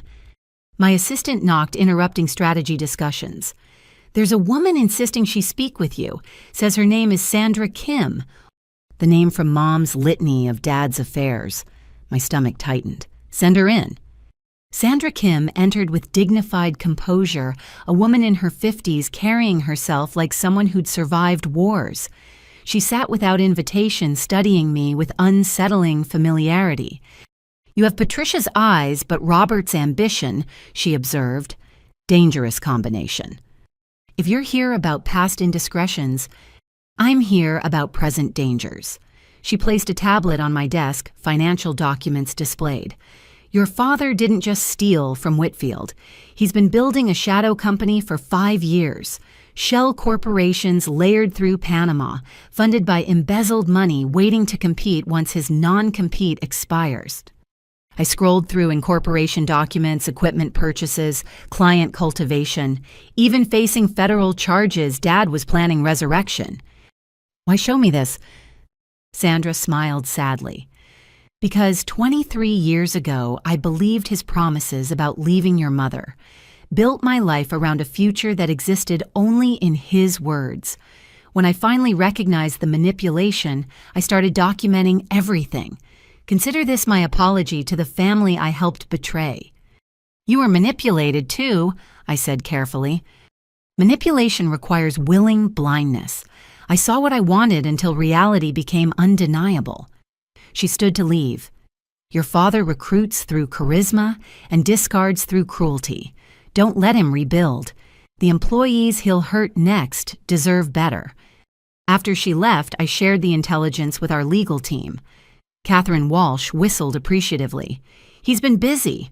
These shell companies are sophisticated, technically legal until he violates the non-compete. Then we make sure he can't. I turned to Madison. Every innovation we implement, patent it. Every client relationship, lock it down. Every potential employee, recruit them first. Scorched earth, Madison asked. Preventive care. We're not destroying, we're protecting. The strategy required delicate execution. We couldn't appear vindictive while defending against someone intent on corporate vengeance. Public sympathy still partially sided with the betrayed father narrative conservative media pushed. That changed when Jennifer Barnes's full testimony leaked. Not through us, we suspected Dad's own lawyers hoping to discredit her before trial. Instead, the detailed accounts of systematic fraud, the casualness with which he'd stolen from employees' pension funds, the jokes about stupid investors trusting him, it shattered any remaining reputation.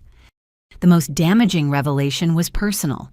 Jennifer had recorded conversations where Dad discussed his family with contempt that shocked even hardened investigators. Madison was his show pony, too stupid to think independently. I was the failed investment useful only for marrying well. Mom was his decorative necessity, too weak to leave. Madison heard the recordings in Catherine's office, professional composure crumbling, as Dad's voice dismissed her achievements as lucky genetics, not real intelligence. I held her while she sobbed years of seeking approval from someone incapable of giving it finally computing. "He never saw us," she whispered. "We were just props in his performance." "Now we're the directors," I reminded her, "and his show is canceled." The recordings shifted public opinion decisively. Employees who'd remained neutral came forward with their own stories. The janitor Dad had fired for suggesting energy-efficient lighting. The accountant terminated for maternity leave. The sales manager demoted for refusing to golf at whites-only clubs. Each testimony built our case for transformation. Apex Industries wasn't just acquiring a company, we were liberating a workforce. Marcus Williams visited during this transition, touring our integrated facilities with approval. "You've exceeded every projection, but success brings new dangers. Hostile takeovers attract hostile responses." His warning proved prophetic. The next morning, protesters surrounded our headquarters. Signs reading, "Family values under attack" and "Daughters destroy dynasty" blocked entrances. Conservative activists, funded by sources we could guess, performed outrage for cameras. "Let them exhaust themselves," I instructed security. "Document everything but don't engage. Their theater needs audience participation." Madison took a different approach. She ordered pizza delivered to the protesters, attaching notes. "You're fighting for family values. So are we. Every employee here has a family to feed. Join us in protecting them." Half the protesters abandoned their posts for lunch. The gesture's simple humanity undermined their narrative better than any corporate statement. But Dad wasn't finished. From federal custody awaiting trial, he orchestrated media appearances through his lawyer. The story shifted again, mental breakdown caused by ungrateful family temporary lapses in judgment, while building American success. He presented medical evaluations suggesting stress-induced decision-making impairment. "He's angling for reduced sentences," Catherine explained, painting himself as victim of circumstances. Then we create new circumstances. I convened our communications team. Every positive change at Whitfield, publicize it. Every job saved, every innovation implemented, every life improved. Show what competent leadership accomplishes. The campaign was subtle but effective. Local news covered our apprenticeship programs, placing veterans in manufacturing careers. Business journals highlighted our sustainable practices, reducing costs and environmental impact.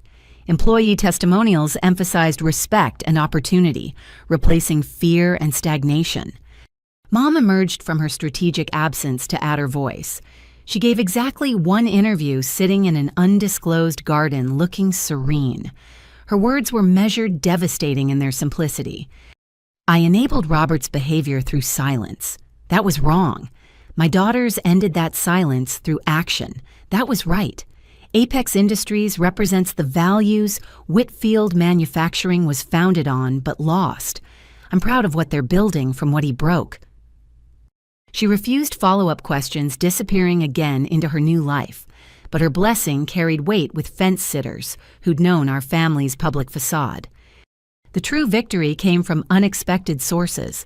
Sterling Bank, stinging from their failed acquisition, offered Apex a comprehensive credit line at preferred rates. "Better to fund success than fight it," Harrison's father admitted through gritted teeth. His son had fled to European offices, the wedding humiliation following him across oceans. Competitors who'd celebrated Whitfield's struggles now approached us for partnerships.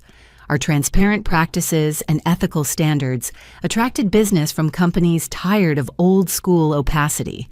What started as family drama evolved into industry transformation. Yet challenges persisted. Dad's shadow company continued recruiting quietly, targeting employees, bitter about change. Some Whitfield veterans resented new leadership, especially female leadership, despite improved conditions. Integration hiccups created temporary inefficiencies that critics magnified. Growing pains. Marcus counseled during one particularly difficult week. "Revolution is messy. Evolution takes time. You're attempting both simultaneously." I stood in Dad's former office, my office now watching second shift arrive. These workers trusted us with their livelihoods based on promises of better. The weight of that responsibility made acquisition feel less like victory and more like beginning. Madison joined me holding production reports showing record efficiency. "We're actually doing it," she marveled. "Building something better." "We're trying," I corrected. "Success isn't a destination. It's daily decisions to be better than yesterday." Outside, the protesters had long dispersed their funding, apparently exhausted. In their place, food trucks gathered to serve shift changes, small businesses thriving on our success. The ecosystem was healing, adapting to new leadership that fed rather than consumed. But in federal holding, a bitter man plotted comeback. The hostile takeover was complete, but the war for Whitfield's soul had only begun. The emergency board meeting was called for a Tuesday that would reshape everything. October rain-hammered conference room windows as Whitfield Manufacturing's directors assembled their faces reflecting the storm inside. I sat in the gallery's back row, officially there as family support, while secretly documenting every moment as Apex Industries' CEO. Board Chairman William Hartley gavelled the session to order with funeral solemnity.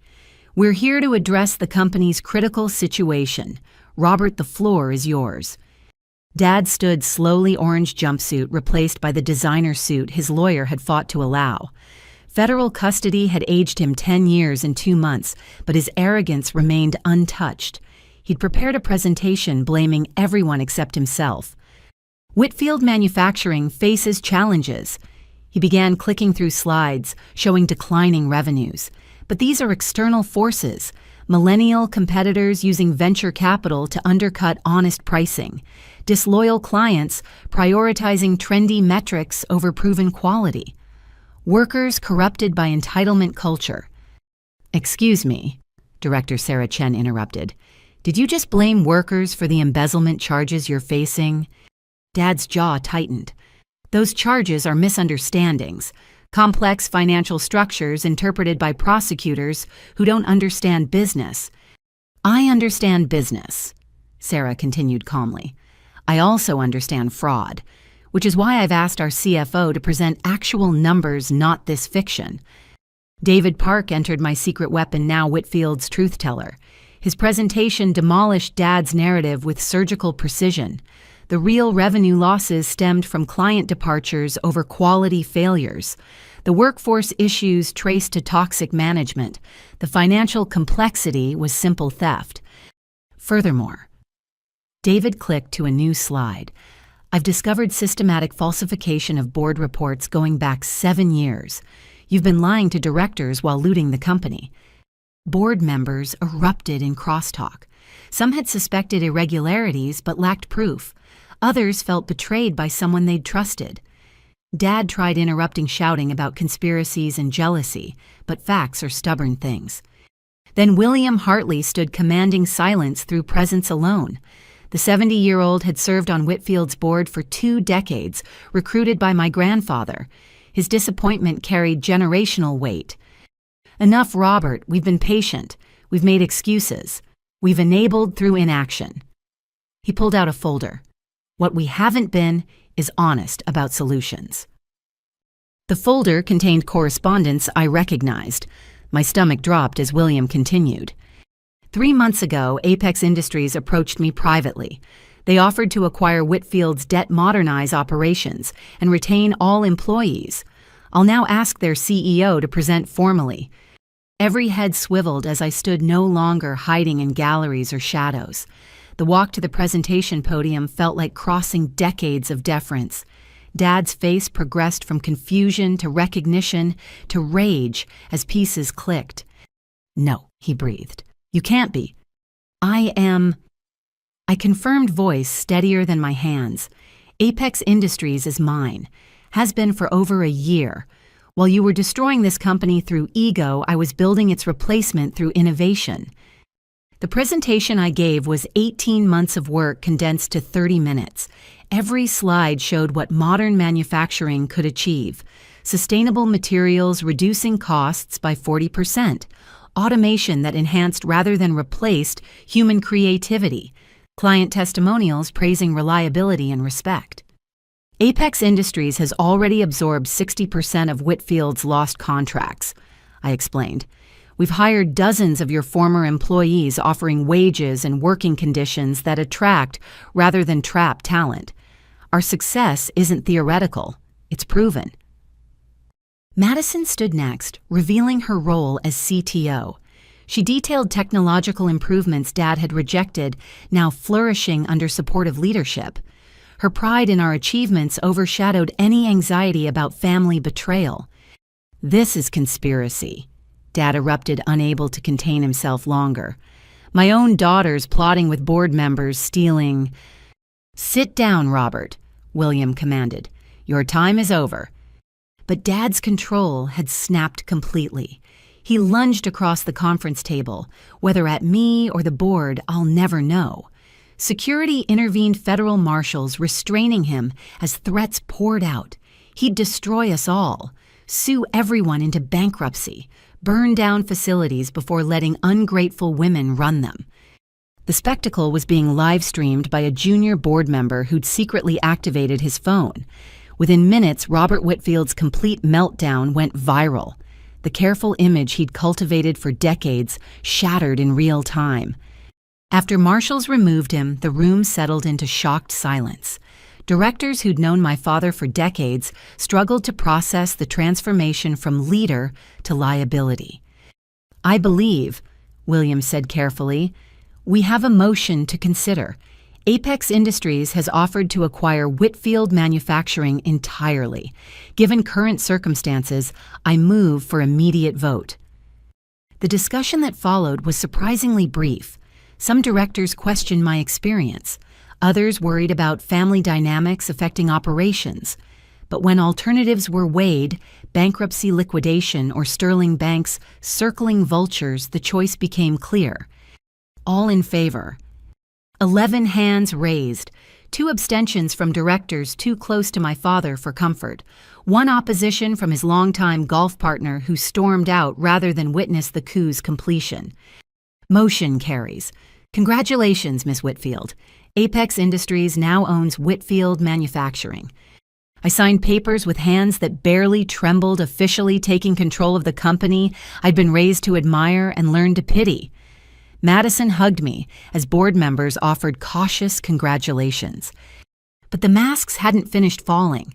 William asked everyone except family to leave, then revealed another folder. Your mother asked me to give you this once the acquisition completed.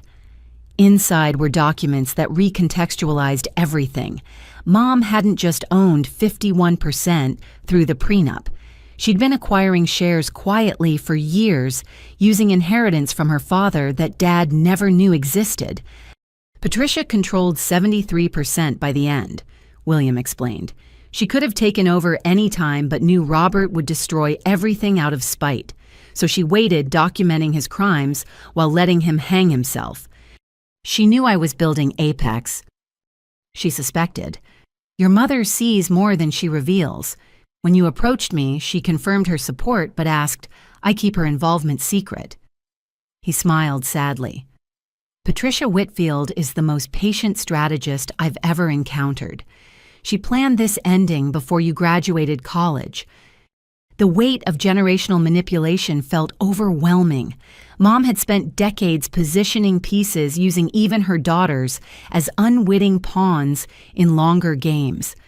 The comfortable narrative of oppressed wife taking delayed revenge crumbled into something more complex.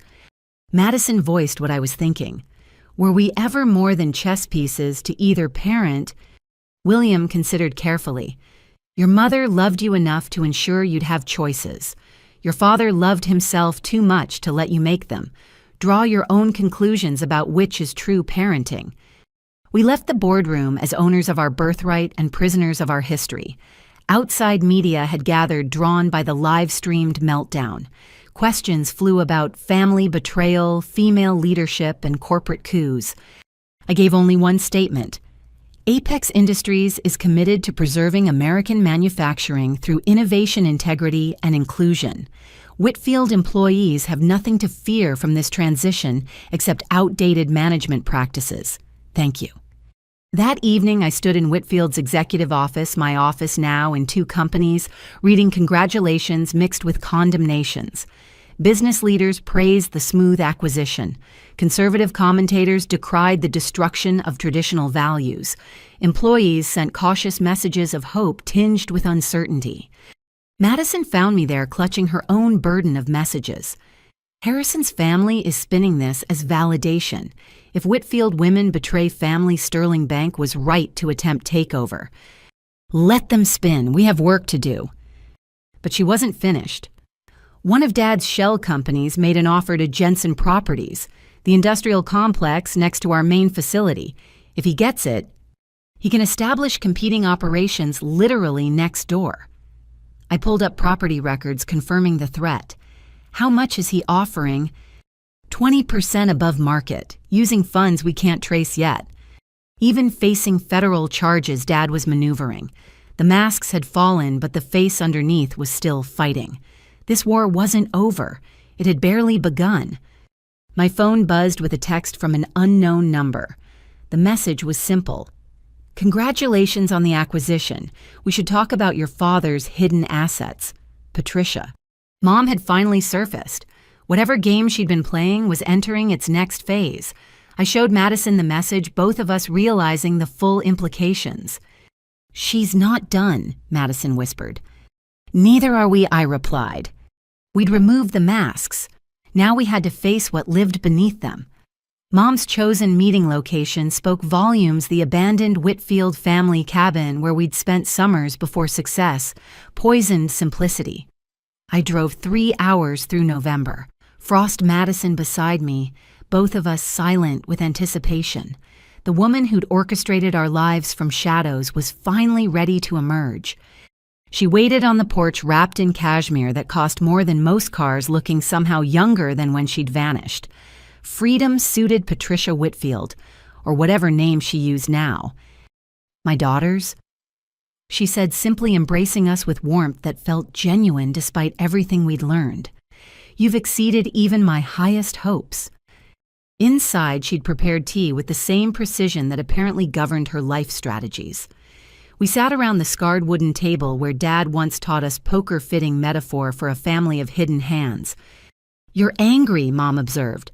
You have every right. I used you both as pieces in a very long game. Were we ever more than that? Madison's question carried years of doubt. Mom considered carefully. You were everything. Every move I made was to ensure you'd have choices I didn't. But yes, I positioned you strategically. Love and manipulation aren't mutually exclusive in desperate circumstances. She produced a leather journal, pages dense with handwriting. Your grandfather saw what Robert was beneath the charm. He created safeguards in the prenup and initial corporate structure. When he died, I inherited more than money. I inherited responsibility to preserve what he built. So you stayed with a man you knew was destroying it, I challenged. I stayed to prevent worse destruction. Robert with partial control was manageable. Robert divorced with spite, and resources would have salted the earth. She turned pages showing documentation. Every mistress who could have sued, I paid off. Every embezzlement that could have surfaced early, I covered. Every disaster he created, I contained. Enabling him, Madison accused. Controlling him, Mom corrected, while building alternatives. Aubrey, your business education wasn't accidental. I guided your interests through careful exposure. Madison, your engineering focus came from toys I selected, programs I suggested. I shaped you both as weapons against what I couldn't defeat directly. The manipulation's depth was breathtaking. Our entire lives had been orchestrated, each choice, feeling free while following invisible rails. Yet looking back, those rails had led us to strength, capability, and ultimately victory. The hidden assets, I prompted, needing to focus on present rather than past. Mom smiled grimly. Robert thinks he's clever with offshore accounts and shell companies. He learned those tricks from me. I've been documenting every transfer for 15 years. She handed us flash drives. Complete records, Account numbers, passwords, transaction histories, everything prosecutors need to freeze his resources. Why not give this to authorities directly? Madison asked. Because you need leverage for what's coming. Robert won't accept defeat. He'll use these funds to destroy what you've built unless you strike first. Mom stood moving to windows overlooking the frozen lake. Jensen Properties is already his. The contracts were signed through proxies yesterday. My heart sank. Dad would establish competing operations next door, poaching employees and clients through proximity and spite. Even from federal custody, he was fighting. There's more, Mom continued. He's reaching out to former employees you didn't hire, promising them executive positions in his new venture, feeding their resentment about female leadership, building an army of the dismissed. We'll compete on merit, I insisted. Our practices against his practices include arson. Mom interrupted quietly. I found communications between Robert and some very dangerous people. If he can't win legitimately, he'll ensure you lose through other means. The cabin fell silent except for wind against windows. Our business victory suddenly felt fragile against someone willing to burn everything rather than lose. What do you suggest? Madison asked our mother, the master strategist. Preemptive strike. Use the asset information to freeze his accounts before he can fund operations. File civil suits that will take years to resolve. Tie up Jensen Properties in legal challenges. She turned from the window. Destroy him completely before he destroys you. Become him to beat him. I stood abruptly. No, that's not who we are. It's who you need to be to survive. It's who you needed to be, I countered. 30 years of playing his games by his rules. We're writing new rules. Madison joined me. We'll handle Dad's threats legally, ethically, transparently. If he commits crimes, we'll report them. If he competes fairly, we'll outperform him, but we won't become poison to fight poison. Mom studied us with an expression I couldn't read. Pride, disappointment, concern. You're naive if you think goodness defeats corruption. We're hopeful that excellence defeats mediocrity, I replied, and that employees given respect and opportunity won't follow someone offering only revenge and familiarity. The conversation continued through afternoon into evening. Mom shared intelligence she'd gathered, some useful, some terrifying. Dad's prison communications with former associates who blamed us for his downfall. The conservative fundraising building around his cause. The narrative war positioning him as victim of feminist destruction. You can't fight narrative with nobility, Mom warned. Public opinion shapes reality more than truth does. Then we'll shape better narratives, Madison declared. Every success story from Whitfield employees, every innovation improving lives, every community benefit from ethical business. We'll drown his victimhood in our victories. As darkness fell, Mom made dinner with the same precision she'd applied to destroying her husband. We ate in complicated silence, 3 women bound by blood and betrayal, trying to find connection beyond conspiracy. I'm proud of you both, she said finally. You took the tools I gave you and built something I couldn't imagine. That's evolution. That's hope. What will you do now? I asked. Travel. Study. Maybe find out who Patricia is when she's not managing Robert's disasters. She smiled sadly. 40 years of marriage doesn't leave much individual identity. Time to discover if there's a person under the strategy. We helped clear dishes, mundane domesticity, strange after revelations. As we prepared to leave, Mom pulled out one final folder. Your inheritance, she announced. Not money you've earned your own. These are letters from your grandfather. He wrote them before he died, predicting this moment. His faith in you both was absolute, even when you were children. Madison and I held sealed envelopes labeled in grandfather's shaky handwriting. Whatever wisdom they contained would wait for private moments. One more thing, Mom said at the door. Robert has a son, Connor, from his first affair 20 years ago. The boy man now has been kept away with payments, but those will stop with asset freezes. He'll surface soon. Be ready. Another bomb in a day of explosions. A half-brother we'd never known existed, potentially carrying Dad's grudges and genes into our carefully constructed future. The drive home was quiet, each of us processing revelations. Madison finally spoke near the city limits. "Do you think we can really build something clean from foundations this poisoned?" "We have to try," I said. "Otherwise, what was the point of any of it?" Back at Apex headquarters, security reported increased suspicious activity around the perimeter. Cars driving slowly, photographing entrances. New job applications from people with thin resumes but military backgrounds. The war Mom predicted was mobilizing. I convened an emergency leadership meeting, sharing what we'd learned. Janet Morrison took notes with grim efficiency. David Park ran financial scenarios.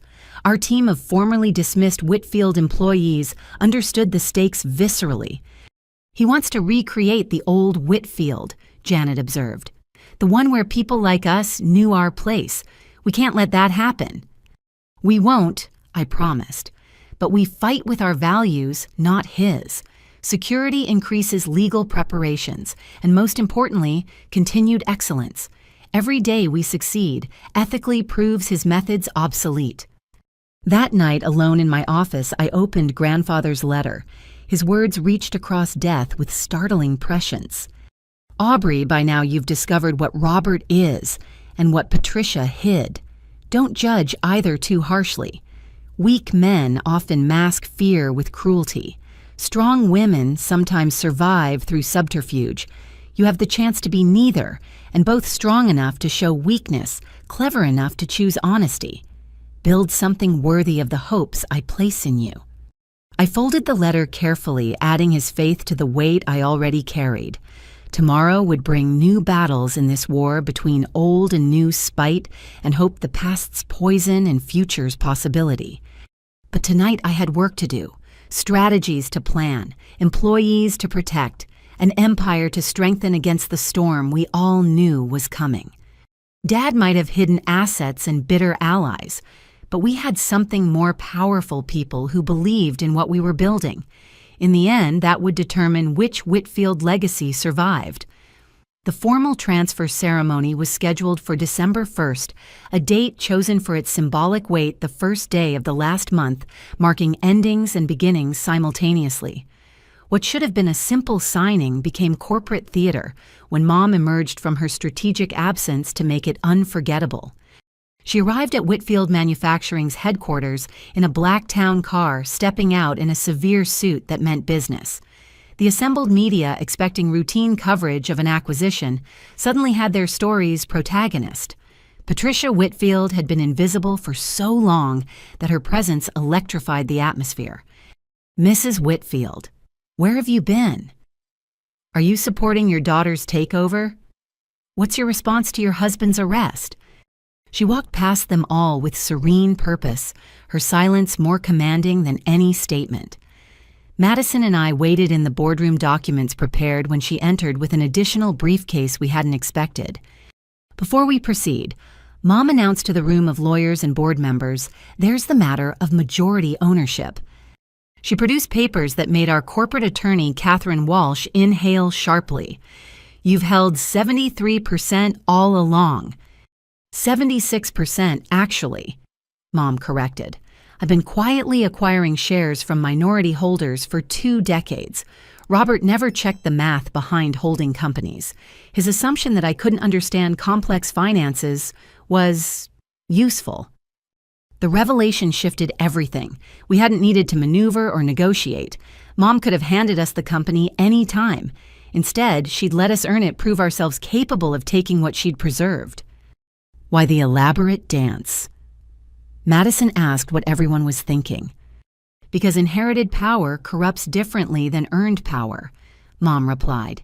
"You needed to build Apex to understand creation before destruction, to know you could succeed without Whitfield before taking responsibility for it." She signed transfer documents with flourishes that spoke of long-anticipated satisfaction. Each signature diminished her legal connection to the empire she'd protected through decades of careful sabotage. "There's one condition," she added after signing. "Connor McBride, Robert's son, from his first affair. He's 22, just graduated from engineering school. I've been sending him money for education, keeping him away from Robert's influence. That ends today." She slid a photograph across the table. A young man with Dad's jawline but kinder eyes stared back.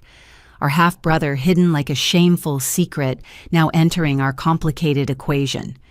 "He knows nothing about the family business or his father's crimes," Mom continued. "I've arranged for him to interview at Apex next week. Not for executive positions, let him earn advancement. But he deserves the chance Robert denied him." "You want us to hire Dad's secret son while Dad plots against us?" I struggled with the logic. "I want you to be better than the patterns that created this mess. Connor isn't responsible for his origins. Judge him on merit, not blood." The transfer proceeded with surreal efficiency. By noon, Apex Industries officially owned Whitfield Manufacturing. Mom's shares gave us unassailable control. The board approved our integration plans, unanimously eager for stability after months of scandal. But the real drama waited outside. Mom had arranged a press conference, her first public statement since the wedding disaster. She stood at the podium like she'd been born for this moment, probably because she'd been planning it for years. "Ladies and gentlemen, today marks not a changing of guard, but a restoration of values. My daughters haven't stolen a company, they've saved it from the slow suicide of obsolete thinking and criminal leadership."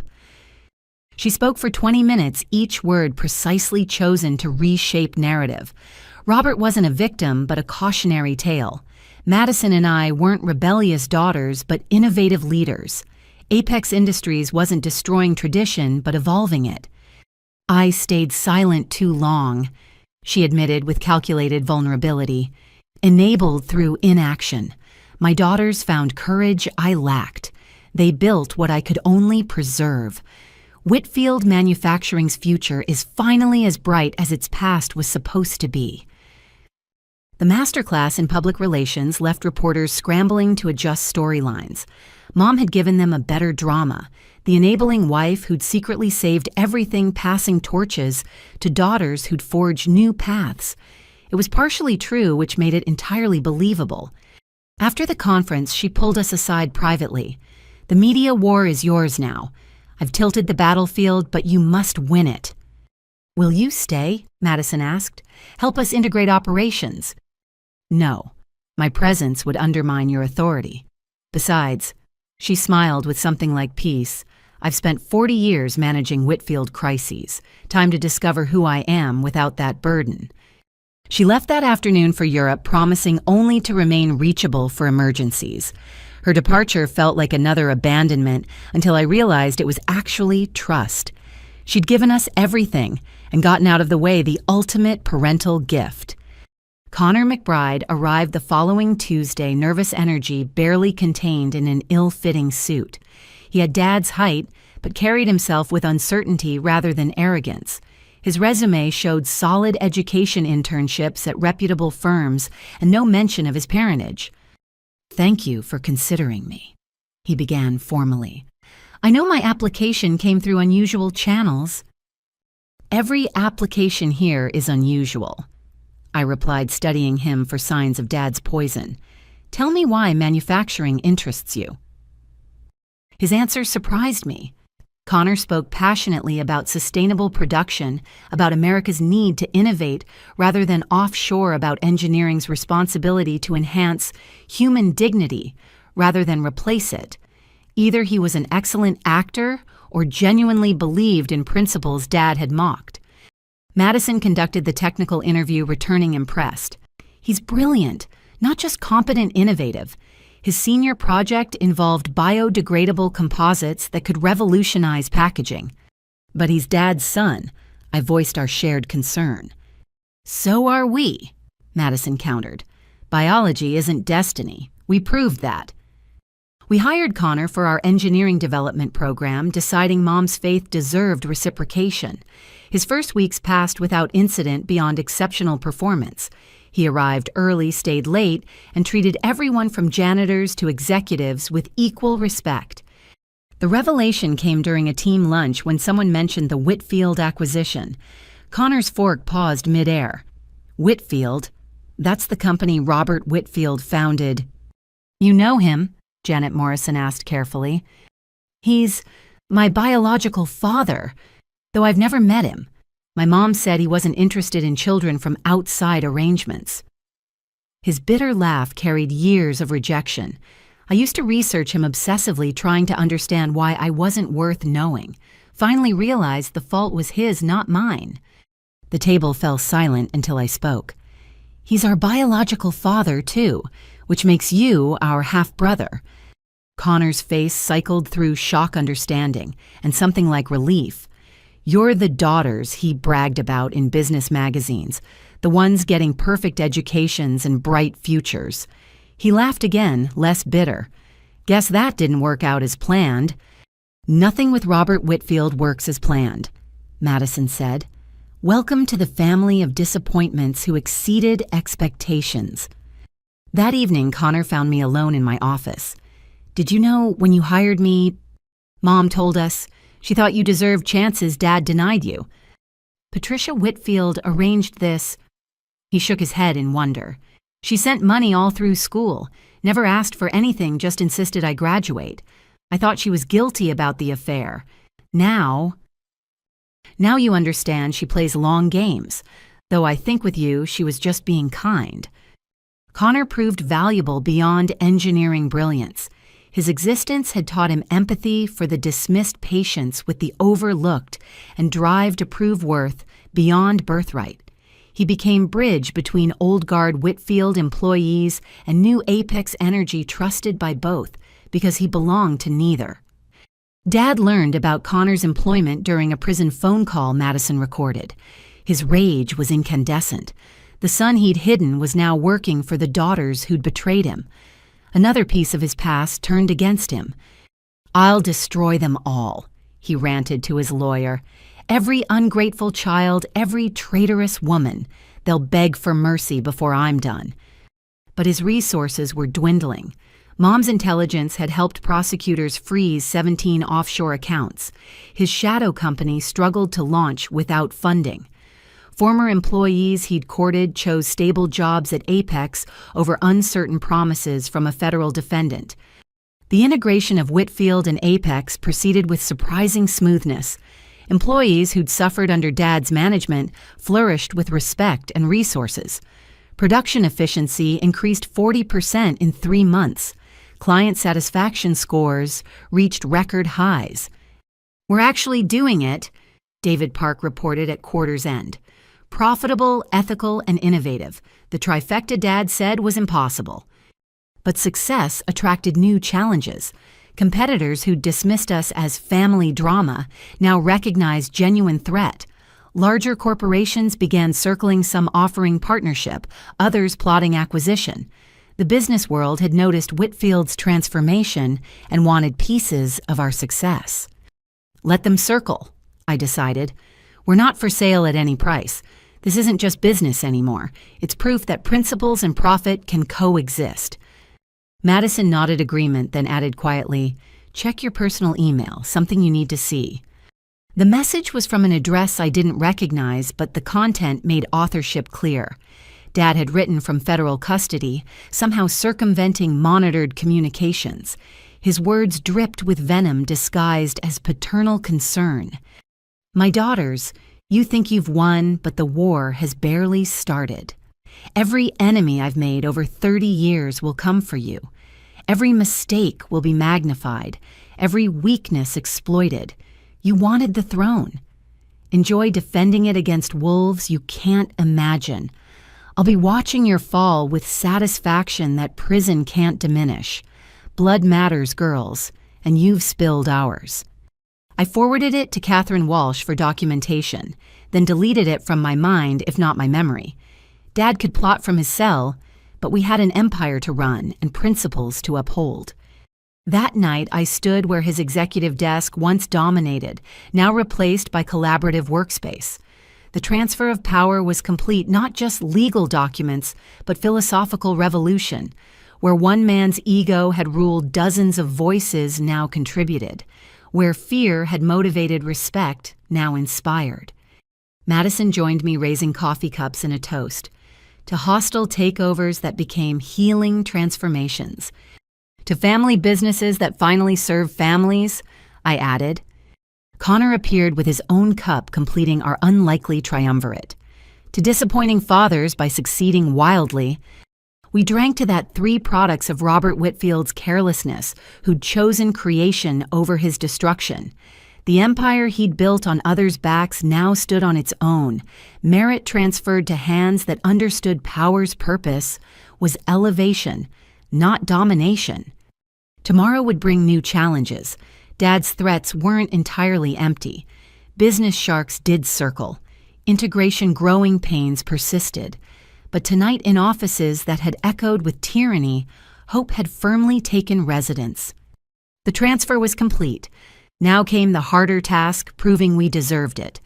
The FBI arrived at dawn on a Tuesday that would reveal the depths of Dad's corruption.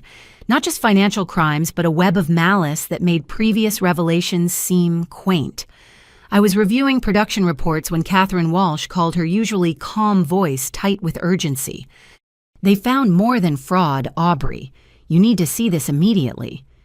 The federal building's conference room felt sterile, fluorescent lights, harsh on evidence that turned my stomach.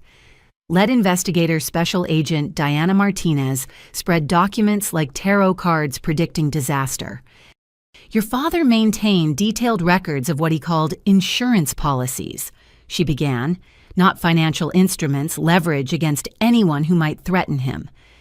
The files contained photographs, recordings, documentation of affairs, addictions, and financial struggles among competitors, employees, and board members.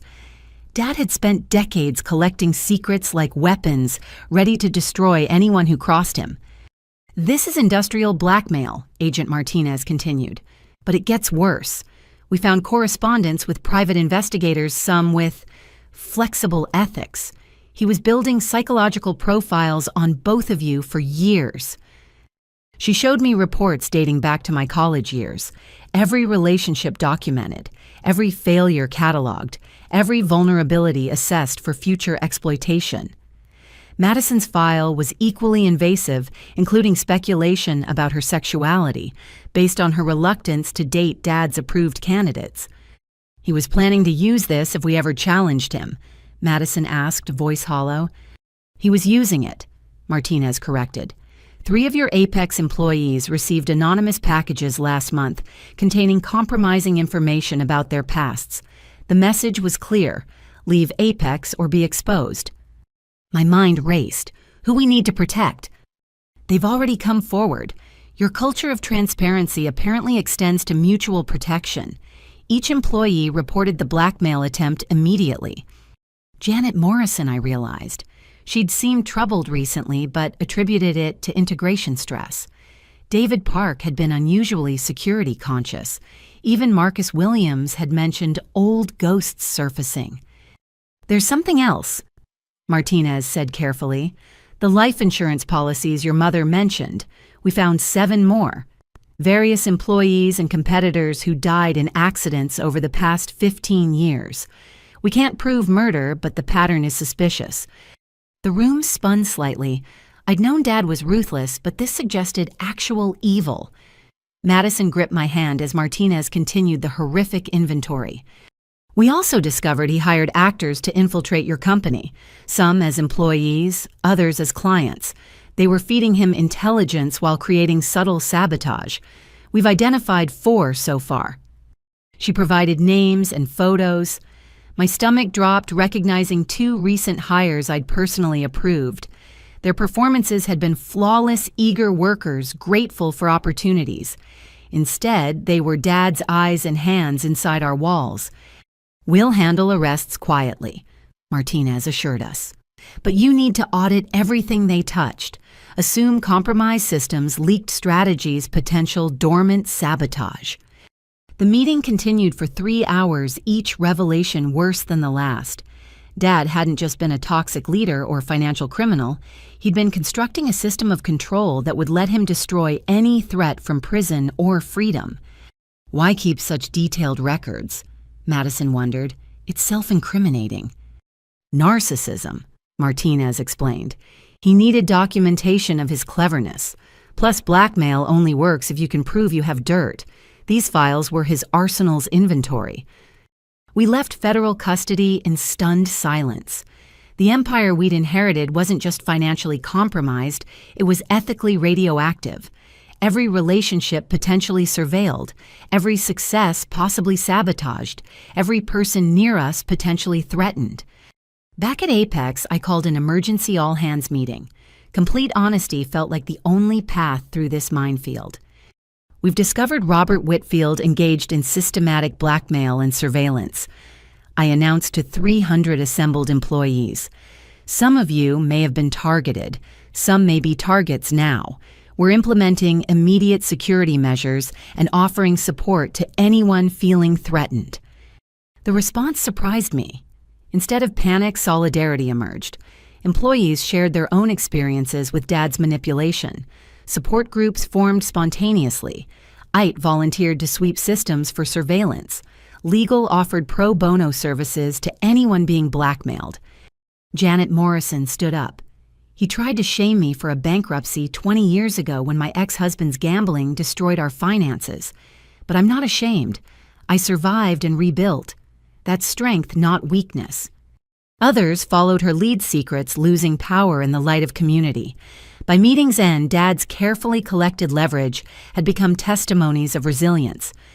Connor's reaction was perhaps most revealing. He found me after the meeting face grave. Mom always said he was dangerous, not just absent. Now I understand why she worked so hard to keep me invisible. Did he ever contact you? Once. A letter when I turned 18 offering to acknowledge me if I provided information about Mom's life.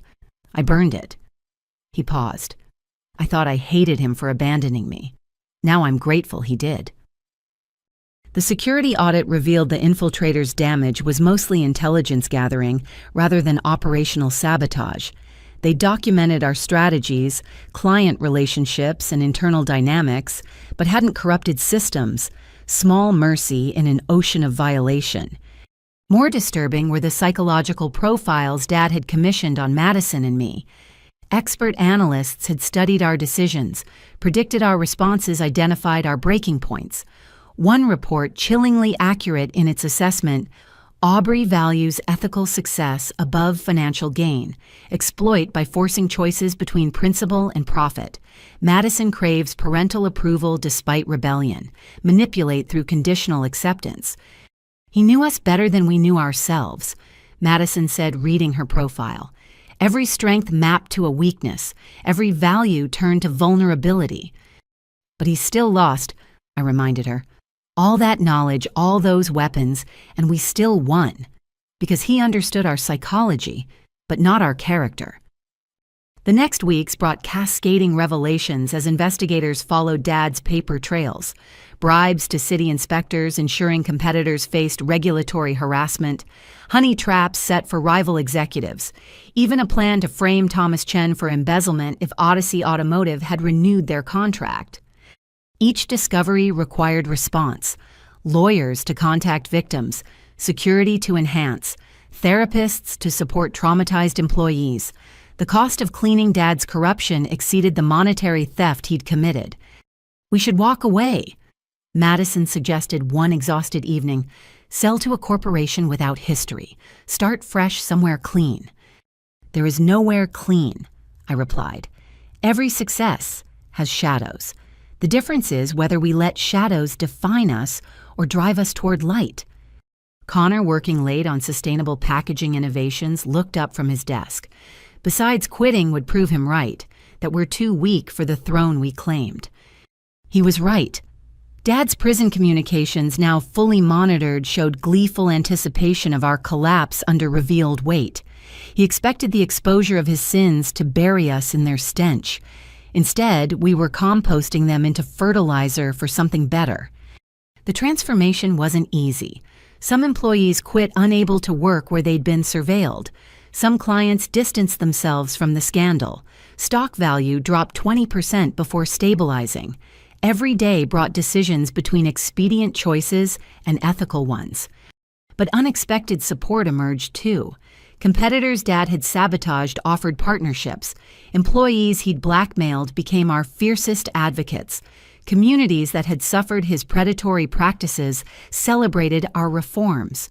From poisoned soil, healthier growth emerged. The most significant support came from an unexpected source. Judge Harrison, presiding over Dad's criminal trial, summoned Madison and me to chambers.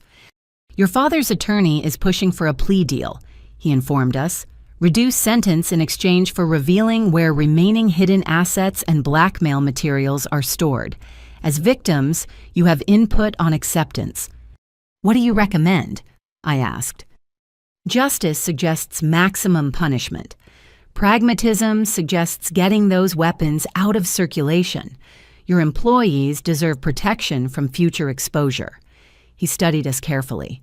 "But this is your decision. You've earned the right to it."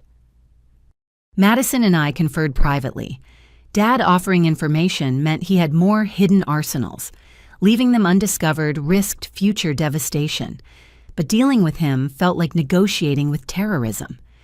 "We'll accept," I decided, "on condition that all materials are destroyed under supervision. No copies, no leaks, no leverage remaining. Complete disarmament." The deal proceeded with appropriate mistrust. Dad revealed 17 additional caches of blackmail material, 3 more offshore accounts, and a network of corrupted officials still on his payroll. The scope of his shadow operations dwarfed even our expanded understanding. But with each revelation, his power diminished. Sunlight disinfected what darkness had fostered.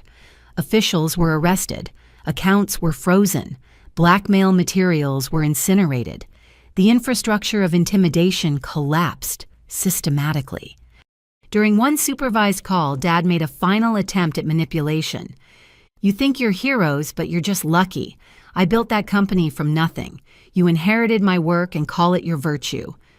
"We inherited your work," I agreed, "and chose to transform it rather than perpetuate it. That's not luck. That's decision. Every day we decide to be better than you taught us." His cursing followed me from the visiting room, but it sounded hollow. A king dethroned, realizing his kingdom had never required his cruelty to flourish. That night, I stood in the manufacturing facility watching third shift work with dignity Dad never provided. His unraveling hadn't destroyed us. It had freed us to build without his shadow looming. Madison joined me on the production floor. "Think we'll ever be free of his legacy?" "No," I admitted, "but we're already transforming it. That's better than freedom. That's alchemy." The unraveling continued as investigations expanded, but we'd survived the worst revelations. Dad's sins were fully exposed, their power to destroy neutralized by our refusal to be destroyed. In the end, his greatest weapon, shame, proved useless against people who'd learned that surviving shame created strength. Every employee he'd tried to blackmail became testament to resilience. Every secret he'd hoarded became story of overcoming. The empire of fear had finally fully unraveled. In its place, we were weaving something stronger, a community bound not by terror, but trust, not by secrets, but solidarity. The federal courthouse stood like a fortress of justice against March's cold rain. Dad's criminal trial had drawn national attention, the fallen executive whose own daughters had exposed his empire of corruption. Media painted it as Shakespearean tragedy, missing the simpler truth: consequences had finally caught consequences. I sat in the prosecution section with Madison and Connor, our presence both witness and wait. Mom had refused to attend, sending only a written statement. Robert Whitfield was given every opportunity to choose integrity. His choices were his own. May justice provide what marriage couldn't: accountability. Dad entered in shackles that clinked with each step, the sound echoing through marble halls. Prison had carved away his executive polish, leaving a man who looked exactly like what he was, bitter, entitled, and finally powerless. His eyes found ours across the courtroom, still expecting the deference we'd been trained to show. We gave him nothing but steady gazes. Prosecutor Sarah Chang opened with devastating efficiency. Robert Whitfield built an empire on others' backs, then used their bent spines as stepping stones to greater cruelty. Today, those backs straighten in testimony. Those voices silenced by fear will speak. Justice delayed is not justice denied. The parade of witnesses began with Janet Morrison. At 63, she commanded the courtroom with dignity Dad had tried to strip away. Her testimony covered 20 years of discrimination, each passed-over promotion, documented each belittling comment, recorded in journals she'd kept to stay sane. He told me women's emotions made them unsuitable for leadership, she stated clearly. While he raged at employees weakly and called it passion, he confused his weakness for strength and our strength for weakness. David Park followed, detailing the financial fraud with precision that made jurors wince. Charts showed money flowing from pension funds to offshore accounts, from client payments to personal luxuries, from company coffers to mistresses' silence. The defendant didn't just steal money, David explained. He stole futures, retirements, delayed medical procedures, postponed children's educations, compromised. Every dollar he took came from someone's dreams. The emotional peak arrived with testimonies from Dad's blackmail victims, competitors whose personal struggles he'd exploited, employees whose past mistakes became chains of control. Each story painted a portrait of calculated cruelty that shocked even cynical reporters. Marcus Williams took the stand with particular gravity. Dad's attempt to blackmail him had targeted his son's struggle with addiction information, gathered through private investigators and weaponized for leverage. Robert knew my son had entered treatment, Marcus testified. He sent photos of my boy at his lowest moments to my home where my wife opened them. The message was clear: oppose him, and everyone would see our private pain made public. What did you do? Chang asked.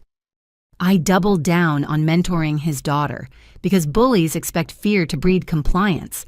I chose defiance through support of what he feared most: competent women surpassing him. The defense's turn brought predictable strategies. Dad's attorney, William Frost, painted his client as a stressed executive, making poor decisions under pressure. Mental health evaluations suggested depression and anxiety. Character witnesses, what few remained, spoke of charitable donations and community involvement.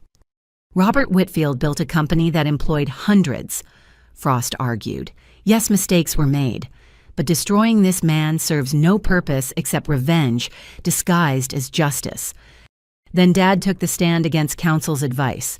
His arrogance couldn't resist the spotlight, the chance to control narrative one more time. I built Whitfield Manufacturing from nothing. He began voice-finding familiar rhythms of command. Every success came from my vision, my sacrifice, my leadership. These people claiming victimhood were happy to collect paychecks from my efforts. Chang's cross-examination was surgical. Your vision included defrauding investors. Complex financial structures were misinterpreted. Your sacrifice included stealing from pension funds, temporary reallocations during cash flow challenges. Your leadership included blackmailing employees. Dad's composure cracked. They betrayed me, every one of them, taking my knowledge, my training, my opportunities, then turning against their benefactor. So you admit to the blackmail. The trap sprung before Dad recognized it, his need to justify overwhelmed legal strategy. I protected myself against ungrateful conspirators. My own daughters plotted my destruction while smiling at Sunday dinners. My wife documented private matters for decades. Employees I lifted from nothing forgot their place. Yes, I kept insurance against betrayal. The courtroom erupted. Frost objected frantically while reporters typed furiously. Judge Harrison gavelled for order, but damage was done. Dad had confessed in pursuit of vindication. Chang's closing argument wove together threads of testimony into a tapestry of systematic abuse. This wasn't temporary poor judgment, but decades of deliberate cruelty. Not stress-induced mistakes, but calculated campaigns of control. Robert Whitfield didn't fall from grace. He never possessed grace to fall from. The jury deliberated for 6 hours. We waited in a conference room, Connor pacing while Madison stared at rain-streaked windows. I reviewed quarterly reports, finding comfort in numbers that proved our success despite the chaos. Guilty on all counts. The words landed like benediction. Fraud, embezzlement, tax evasion, extortion, blackmail, a litany of crimes that would ensure decades behind bars. Dad stood for sentencing, finally looking his age. Judge Harrison spoke with gravity appropriate to the moment. Mr. Whitfield, you were given privileges. Many dream of wealth, position, influence, family. You weaponized every gift into instruments of harm. This court sentences you to 25 years federal custody, financial restitution to all victims, and lifetime prohibition from executive positions upon release. Dad turned toward us as marshals approached. For a moment, his mask slipped entirely, revealing not the titan of industry, but a frightened man who'd confused fear for respect his entire life. I made you strong, he called out. Everything you are came from surviving me. Everything we are, I replied quietly, came from choosing to be better than you. They led him away, shackles clanking the same rhythm that had announced his arrival. The emperor of intimidation reduced to federal number, the king of controlling revealed as court jester in his own tragedy. Outside the courthouse, media swarmed. We'd prepared statements, but Connor spoke first, unscripted. Our father viewed relationships as transactions and people as possessions. We're building a future where that thinking dies with his generation. Apex Industries proves business can be both profitable and principled. Today proves justice eventually arrives. The questions came rapid fire about forgiveness, about family, about feelings watching our father convicted. Madison handled them with grace I couldn't muster. We mourn the father we deserved, but celebrate justice for those he harmed. Healing begins with accountability. That evening, employees gathered at Apex headquarters, not summoned but drawn by shared experience. Janet Morrison had organized an impromptu celebration support group hybrid. People who'd testified shared stories of afterward relief. Others who'd suffered silently found voices among friends. 25 years, someone said. He'll be almost 80 when released. If he lives that long, another added, men like him don't age well without power to prop them up. I circled through groups, listening more than speaking. These people had risked retaliation to speak truth. Their courage had convicted him more than any evidence. They'd transformed from victims to victors through the simple act of testimony. Marcus Williams pulled me aside near evening's end. You handled that with grace. Watching a parent's public destruction, even a destructive parent, can't be easy.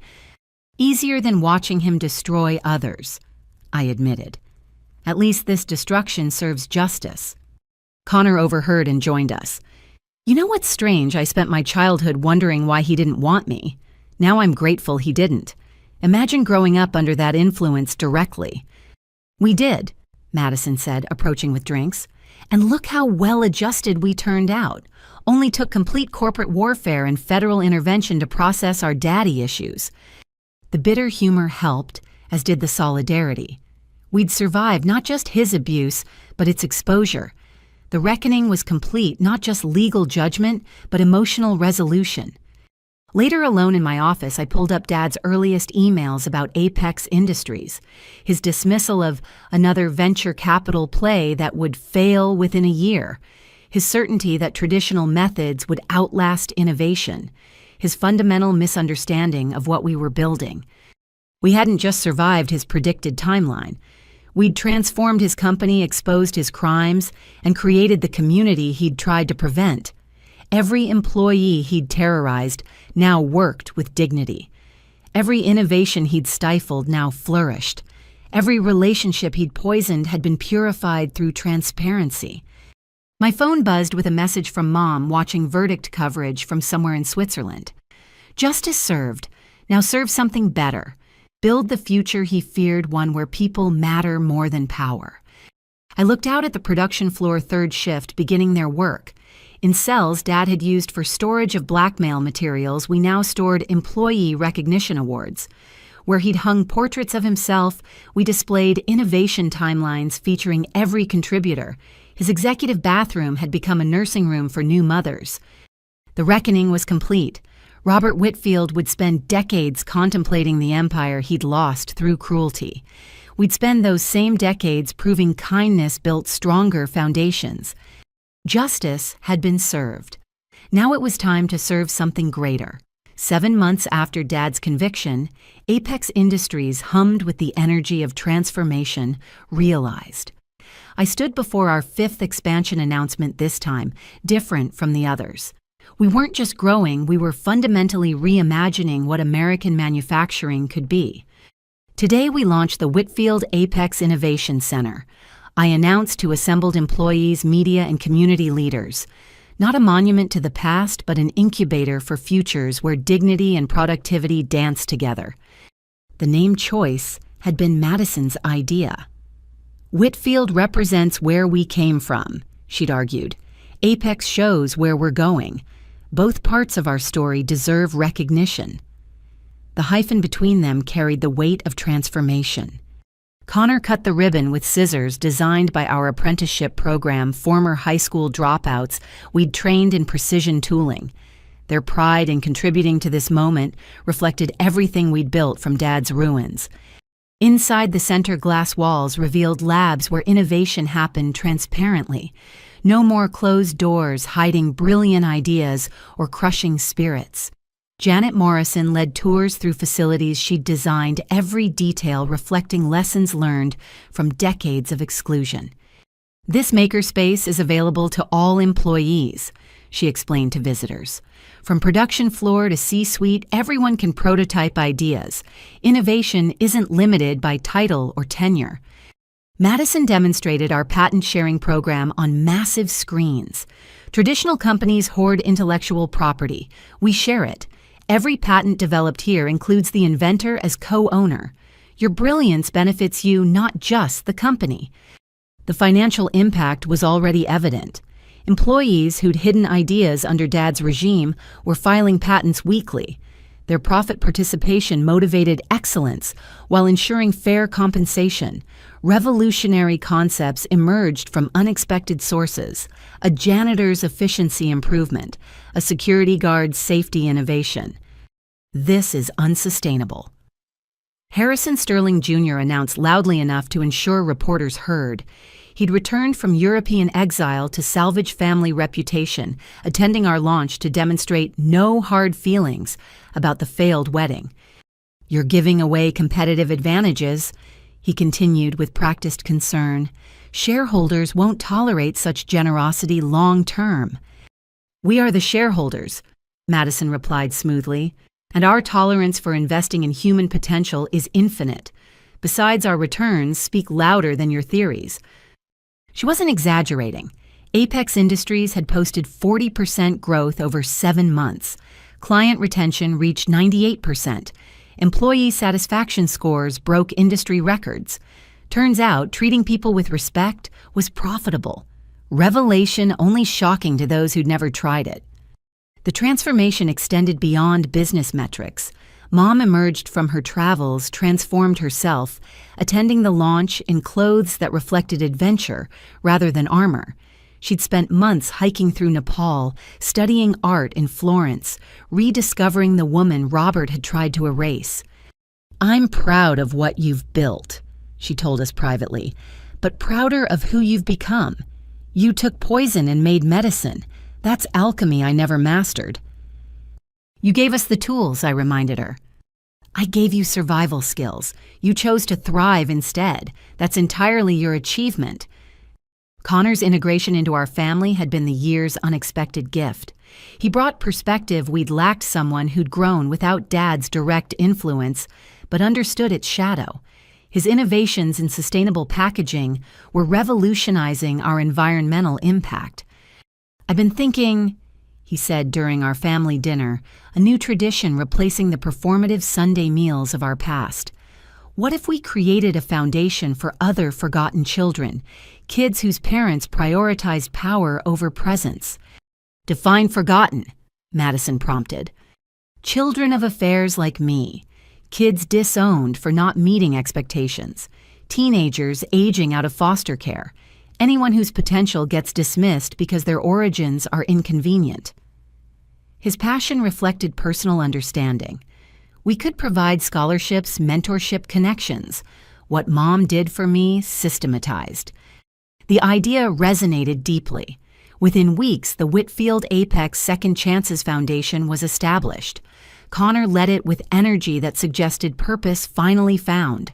Our first scholarship recipients included a dozen young people whose stories echoed themes we knew too well dismissed, diminished but not defeated. The business world watched our experiments with skepticism evolving to interest. Harvard Business School sent researchers to study our radical transparency model. MIT examined our innovation sharing practices. Wharton analyzed our financial structures that prioritized stakeholder value over shareholder extraction. "You're rewriting rules," one professor told me during their visit. "But can it scale? Can principles survive growth?" "Only one way to find out," I replied. "Keep growing while holding tight to what matters." The test came sooner than expected. A Fortune 500 manufacturer approached with an acquisition offer that made everyone blink. They wanted to buy Apex Industries for a number that would make us all wealthy beyond imagination. "Think about it," their CEO urged during a private meeting. "You've proven the concept. Let us scale it while you enjoy rewards of your courage." Madison Connor and I discussed the offer for exactly 5 minutes before refusing. Apex wasn't just a company anymore. It was a community, a promise, a proof of concept that needed protecting. Selling would mean trusting someone else with our values. We'd seen how that ended. Instead, we countered with partnership proposals. Share our practices, license our innovations, collaborate on transformation, but maintain independence. Some accepted expanding our influence without compromising control. The real victory came through employee ownership expansion. We restructured equity so every worker held meaningful stakes in our success. Profit sharing became profit owning. The announcement sparked celebration that lasted days. "My daughter can attend college debt-free," one production worker told me through tears, "because I own part of what I build. Do you understand what that means? My family's future changed because you changed how business works." I understood completely. Generational wealth had traditionally concentrated among few while many generated it.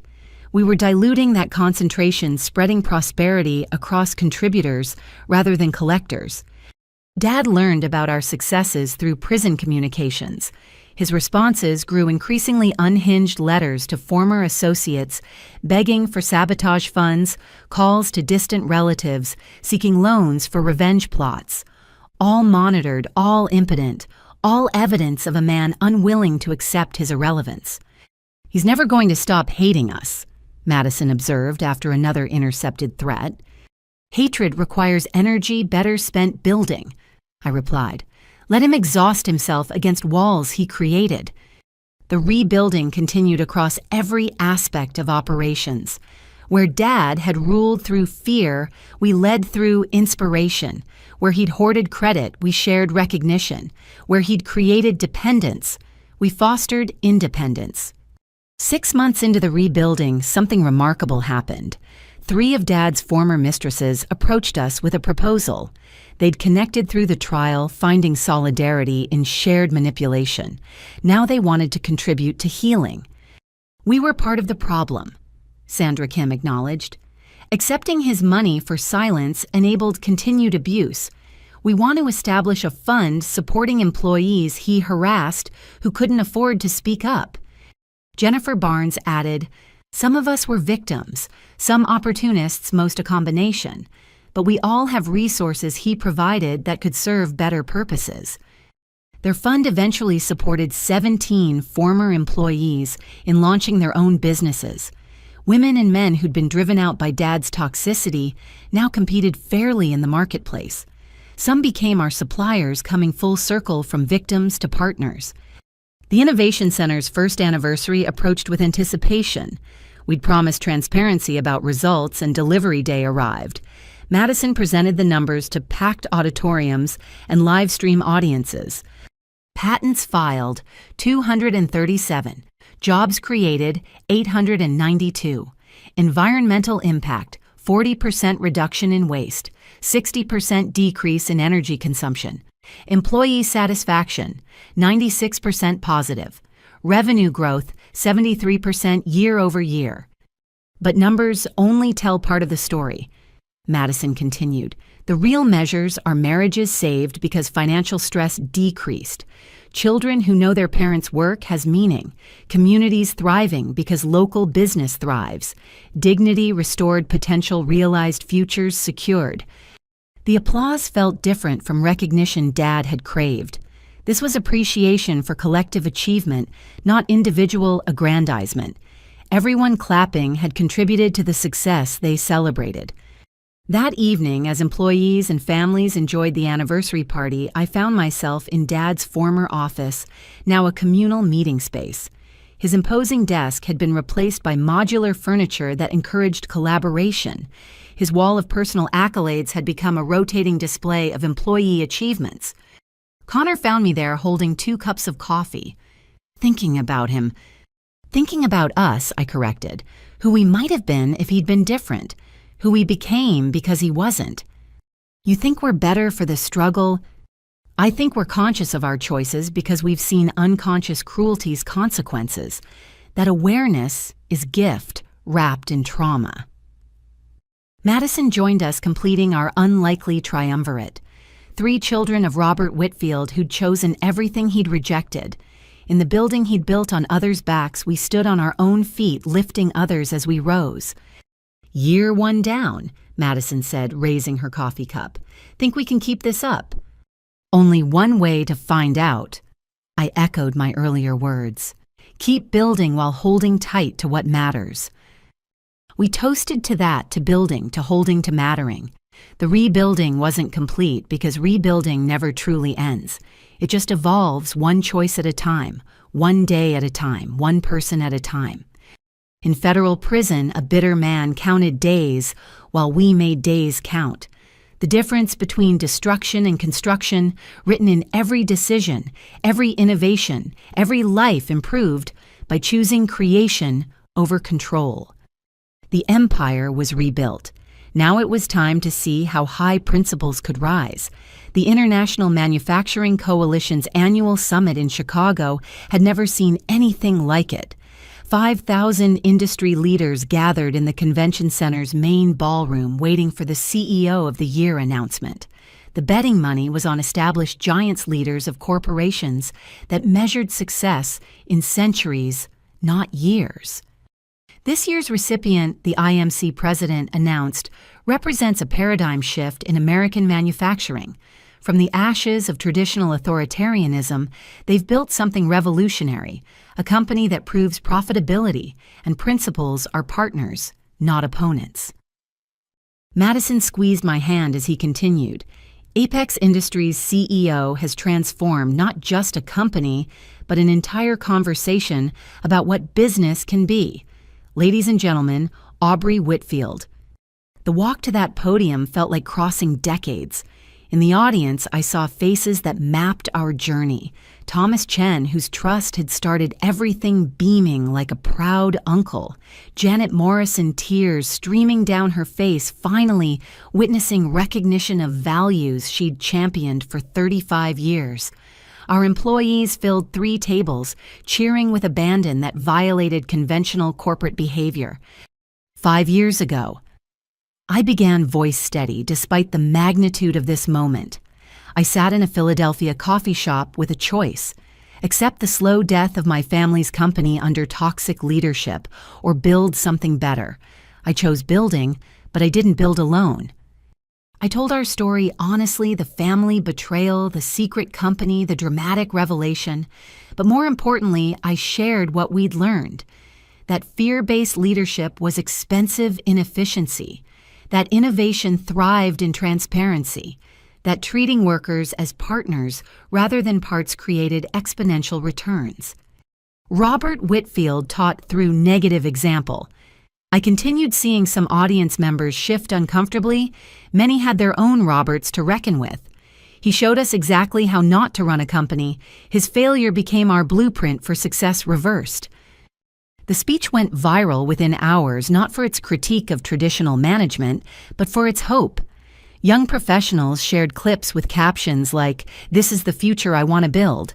Established executives quietly ordered reviews of their own practices. Business schools requested transcripts for updated curricula. But the real moment came during the presentation itself. Thomas Chen took the stage revealing something he'd kept secret for 5 years. "I didn't just invest in Apex Industries because Aubrey had a good business plan. I invested because at 27 she had the courage to apologize for her father's behavior, something he never did in 30 years of business." He turned to the audience. "She didn't owe me that apology, but she offered it anyway. That told me everything about the leader she'd become." Today, Odyssey Automotive doesn't just buy from Apex. We're exclusive partners in developing next-generation sustainable transport, because principles are profitable when practiced with purpose. The standing ovation lasted so long security grew nervous, but I barely heard it overwhelmed by the validation of choices that had felt like leaps into darkness. We jumped and built wings on the way down, discovering flight was possible after all.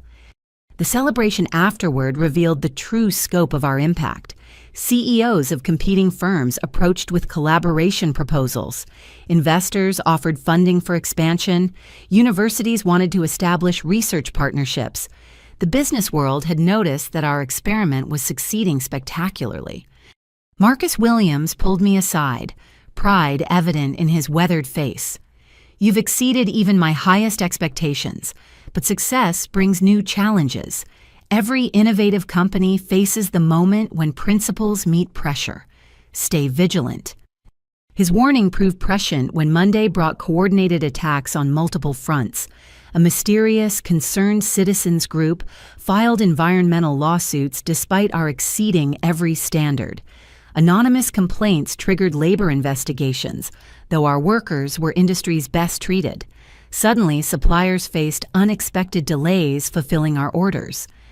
"Someone's organizing against us," David Park reported during our emergency meeting. "The patterns are too synchronized for coincidence." Investigation revealed the source, a consortium of traditional manufacturers who saw our practices as threats to their exploitation models. If workers elsewhere learned about our profit sharing, they might demand similar treatment. If transparency became expected, opacity couldn't hide misconduct. "So we're too successful?" Connor asked incredulously. "They're attacking because we're proving their excuse is invalid." "Exactly," Madison confirmed. "Every quarter we thrive undermines their claims that treating workers well is unsustainable. We're not just competition, we're contradiction to their core beliefs." The attacks intensified. Hackers attempted breaching our systems, finding them secured by employees who actually cared about protecting their company. Corporate spies applied for positions easily identified by workers who recognized the difference between genuine interest and ulterior motives. The breakthrough came from unexpected source. One of the attacking CEO's daughters, Rebecca Thornton, reached out privately. She'd been following our story since the wedding disaster, seeing in Madison's rebellion inspiration for her own struggles with inherited expectations.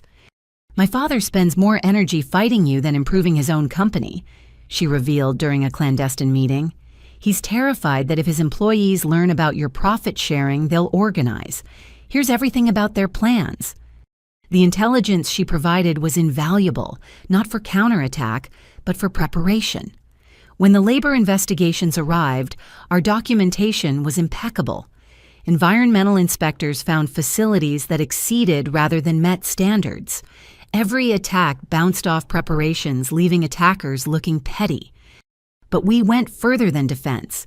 Madison proposed radical transparency, live streaming our entire operation for a week. Let anyone watch any aspect. Production floors, board meetings, financial planning. Show the world we have nothing to hide. The board resisted. Initially, competitive intelligence was real concern. But Connor's argument swayed them. Competitors can copy our methods, but not our culture. Let them see what we do. They still won't understand why it works. The livestream week transformed everything. Millions watched mundane manufacturing become fascinating through the lens of dignity. Comments flooded in from workers worldwide, seeing possibilities they'd never imagined. Orders increased 40% as consumers chose products made with principles. More importantly, employees at traditional manufacturers started asking uncomfortable questions. If Apex could share profits, why couldn't their employers? If transparency was possible there, what was being hidden here? The consortium's attacks had backfired spectacularly, drawing attention to exactly what they'd hoped to suppress. The phone call came on a Thursday that would change everything again. Miss Whitfield. This is the White House. The president would like to discuss your manufacturing model as potential framework for national policy. The visit to Washington felt surreal.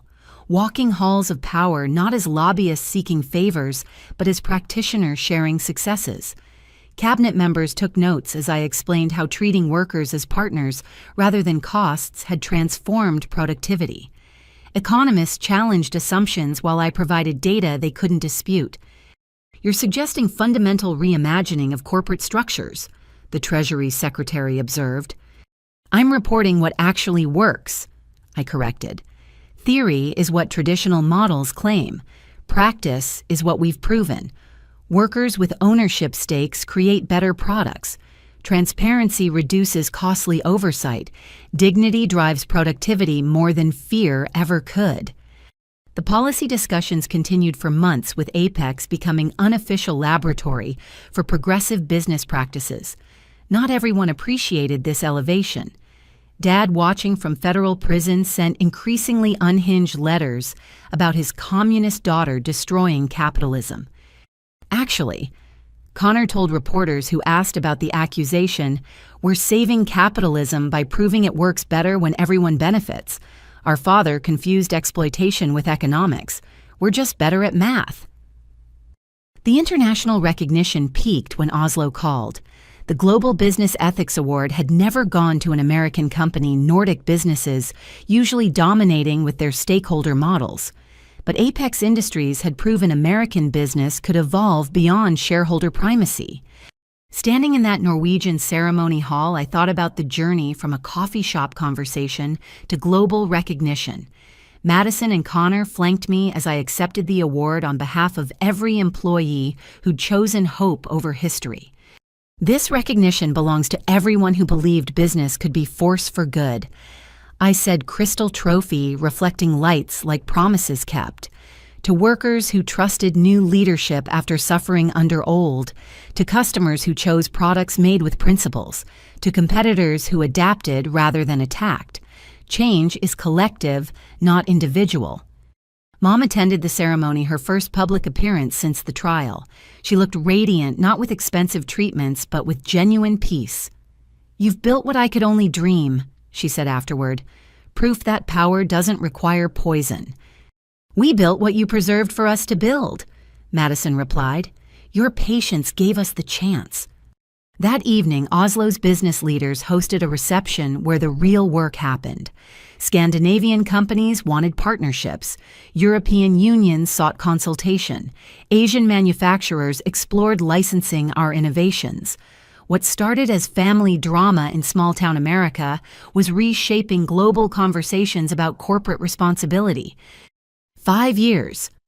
Thomas Chen marveled, finding me on the reception's balcony. From startup to global influence in 5 years. Even I didn't predict this trajectory. "You predicted we'd succeed," I reminded him. "I predicted you'd build a good company. You've built a movement." He gestured at the gathered leaders below. "Every person here is rethinking fundamental assumptions because you proved alternatives possible. That's legacy beyond any balance sheet." The flight home carried special cargo, not just awards, but partnerships that would spread our practices globally. Madison sketched expansion plans while Connor designed adaptation frameworks for different cultures and contexts. We were no longer just running a company, we were seeding transformation. Back at Apex headquarters, employees had decorated everything in celebration. A banner reading, "Ethics Award winners work here," stretched across the production floor. The pride in their faces was worth more than any trophy. Janet Morrison, now our Chief Innovation Officer at 65, captured the moment perfectly. Robert Whitfield spent his life chasing recognition that meant nothing. You've earned recognition that changes everything. That night, reviewing 5 years of transformation, I pulled up Dad's original dismissal of Apex as another venture capital play that will fail within a year. We'd survived 5 times his prediction, grown beyond his comprehension, and proven every assumption wrong. But more than corporate success, we'd achieved human victory. 300 original Whitfield employees still worked with us now as partners rather than pawns. Hundreds more had joined, drawn by dignity rather than just paychecks. Families had stability, communities had support, an entire industry was evolving because we'd shown evolution was possible. The phoenix had risen from ashes Dad created. Now it was teaching others to fly. The ribbon stretched across the entrance of the Whitfield Apex Innovation Center 5 years after Dad's empire had crumbled into the foundation for something magnificent. Spring sunshine warmed the gathered crowd. Employees, partners, community members, and skeptics converted to believers. Where Dad's old factory had manufactured parts through fear, we'd built a cathedral to human potential. Today isn't just about cutting ribbon. I addressed the assembly, my voice carrying across the plaza. It's about weaving new fabric for American manufacturing. Every thread represents someone who chose creation over criticism, building over breaking hope over history. Madison stood beside me, our Chief Technology Officer, whose innovations had revolutionized sustainable production. Her genius, dismissed by Dad as lucky genetics, had generated 17 patents that made manufacturing cleaner, faster, and more profitable. Connor flanked my other side as Second Chances Foundation, having placed over 200 forgotten children into futures they deserved. 5 years ago, this ground held a factory built on others' bent backs. I continued. Today it supports a structure where everyone stands tall, where innovation isn't limited by title, where success is shared, not hoarded, where the janitor's idea is valued equally with the engineer's. The crowd responded with applause that felt like validation of every difficult choice. Among them, I spotted faces that told our story. Thomas Chen, whose trust had launched everything. Janet Morrison, whose dignity had survived decades of diminishment. Marcus Williams, whose mentorship had shaped raw anger into refined purpose. Mom emerged from the crowd, her presence still commanding attention despite years of chosen invisibility. At 70, she moved with the confidence of someone who'd finally lived for herself. Her travels had taken her across 6 continents, studying how different cultures approach business and balance. Today, she'd returned to see what her patient destruction had enabled. Patricia Whitfield will share a few words. I announced, stepping aside for the woman whose strategic patience had made this moment possible. She approached the microphone with measured steps, the crowd falling silent with anticipation. Mom rarely spoke publicly, making each word precious. 35 years ago, I married a man who confused cruelty for strength. She began, voice clear and unashamed. I stayed not from weakness but from strategy, protecting what I could while documenting what I couldn't prevent. My daughters achieved what I could only preserve: transformation of poison into medicine. She paused, scanning the crowd with eyes that had seen too much, yet still held hope. The old Whitfield manufacturing died because it deserved to. Built on fear, it collapsed from rot. But from that collapse, these remarkable women built something. Fear could never create a community of mutual success. Her gaze found Madison, Connor, and me. To my children, all 3 of you, thank you for becoming who I knew you could be, despite everything arranged against you. You've given me the only gift that matters, proof that patterns can break, that cycles can end, that children can exceed their inheritance exponentially. She stepped back, tears flowing freely as the crowd erupted. This woman, who'd orchestrated our father's downfall through patience rather than passion, had lived to see her strategy's ultimate success. Madison took the microphone next, her presentation style polished by years of explaining innovation to those who feared change. Let me show you what principles made profitable actually look like. The screens around the plaza lit up with 5 years of data. Employment from 312 to 4,500 with 0 layoffs. Revenue, 800% growth with 50% flowing to employee owners. Innovation, 340 patents all co-owned with inventors. Environmental impact carbon, negative for 2 consecutive years.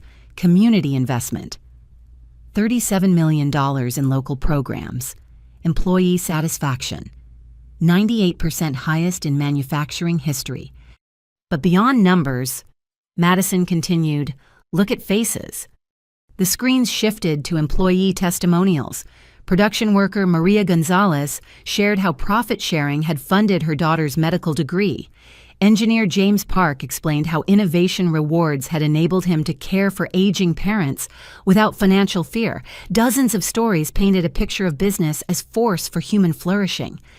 Connor presented next, the half-brother we'd never known existed now, integral to our success. The Second Chances Foundation has placed 217 forgotten children into educational programs. 63 have already graduated, many joining companies, inspired by Apex's model. Every investment in discarded potential pays dividends in realized dreams. The ceremony's highlight came when we unveiled the building's cornerstone. Instead of Dad's name etched in granite proclaiming ownership, we'd installed a digital display rotating through every employee's name. 3,000 contributors cycling through acknowledgement, updating automatically as new people joined our community. No single name should dominate, I explained. Success this profound requires every hand, every mind, every heart working together. We built this. We own this. We'll grow this together. The tours that followed revealed 5 floors of revolutionary workspace, open labs where anyone could prototype ideas, quiet rooms for restoration and reflection, childcare facilities allowing parents to work without worry, a cafeteria serving free meals sourced from local farms we supported, every detail designed to honor humanity while advancing productivity. The top floor held special significance, Dad's executive suite, reimagined as communal space for big dreams. Where he'd hidden behind closed doors, glass walls created transparency. Where he'd hoarded credit achievement walls, celebrated every contributor. Where he'd schemed destruction makers, created wonders. This is unsustainable fantasy, a familiar voice interrupted. Harrison Sterling Jr. had attended, still bitter about his failed acquisition, still preaching traditional exploitation. When the economy contracts, you'll abandon these ideals for survival. Actually, David Park intervened with quiet confidence. We modeled severe recession scenarios. Our distributed ownership structure makes us more resilient, not less. When everyone has stakes, everyone fights together rather than abandoning ship. Besides, Janet Morrison added with satisfaction, earned through decades of proving doubters wrong, we've survived the worst economy possible, one where human dignity was considered unaffordable. Everything else is improvement. The crowd chuckled, Harrison's disruption becoming inadvertent comedy. He stormed off privilege, threatened by proof that exploitation wasn't necessary for success. As afternoon stretched toward evening, the formal program concluded, but celebration continued. Families explored facilities their loved ones had helped design. Children played in spaces their parents' work had funded. Communities saw investments returning as promises kept rather than taxes extracted. I found myself on the roof garden, a space Madison had insisted on including. For perspective, she'd argued. To remember we're building up, not just out. The view encompassed our entire journey. In the distance, the federal prison where Dad served his 25th year. Closer, the original Whitfield factory, now our research facility. Surrounding us, the community that had grown because we'd grown with rather than despite them. Any regrets? Connor asked, joining me among the sustainable vegetables feeding our cafeteria. About Dad, none. He made his choices. I paused, considering deeper truth. About the pain required to get here sometimes, but pain was going to exist either way. At least ours had purpose. Madison arrived with champagne, her wedding ring catching sunset she'd married for love, not mergers to a teacher who valued her mind over her inheritance. Mom's looking for you. Apparently there's one more surprise. We found her in the memorial garden, a space I hadn't known was being created.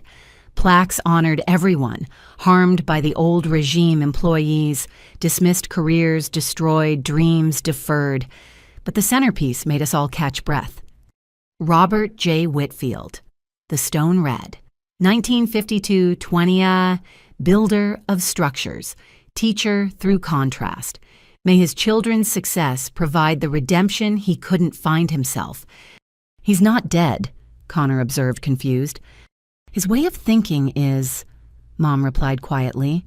This commemorates that death, while hoping for the man's eventual understanding. Forgiveness doesn't require forgetting, but it allows forward movement. We stood in complicated silence, 3 children and 1 wife of a man whose cruelty had catalyzed transformation. The memorial wasn't vindictive, it was honest. Dad had built. He had taught. His legacy would be our success despite him. As darkness fell, the Innovation Center glowed with sustainable lighting, a beacon of possibility in a landscape too often darkened by compromise. Employees headed home to families they could support with dignity. Communities rested easier, knowing corporate neighbor meant partner, not predator. The letter from Dad arrived the next day, forwarded through prison channels. His handwriting had deteriorated, age and irrelevance taking tolls that power had once postponed. I read about your ceremony, he wrote. Your success built on my failure. Your principles mocking my practices. You think you've won, but I gave you the fire to forge with. My cruelty created your compassion. My failure fueled your success. You're welcome. Even now, he claimed credit for what he'd tried to prevent. But reading deeper, I heard something new. Not quite acknowledgement, but absence of threat. The ranting about revenge had faded. The promises of destruction had dissolved. What remained was an old man reconciling with obsolescence. I shared the letter with Madison and Connor. We read it together, finding humor where once we'd have felt hurt. Should we respond? Connor asked. We already have. Madison gestured toward the window where our success spoke louder than words. Every day we succeed ethically as response to his cynicism. Every employee we elevate answers his oppression. I added, every innovation we share refutes his hoarding. Our entire existence is the response. That evening, I stood before 200 female entrepreneurs at our monthly mentorship gathering. They'd come seeking wisdom about building businesses, scaling success, balancing demands. What I offered was simpler and more complex. Build something worth building, I told them. Not for revenge or recognition, but for the right to look in mirrors without flinching. Success is hollow if it requires hollowing out others. Profit is pyrrhic if purchased with principles. The questions came eagerly: how to handle discrimination, when to compromise, whether ethical business truly scaled. I answered with 5 years of evidence, scars transformed to wisdom experience, expensive but educational. The greatest revenge isn't destroying those who hurt you, I concluded. It's building something so magnificent they finally understand what they missed by choosing cruelty over creation. Some, like my father, may never understand, but their incomprehension doesn't diminish our achievements. The applause felt like passing torches, each woman carrying flame back to their own challenges.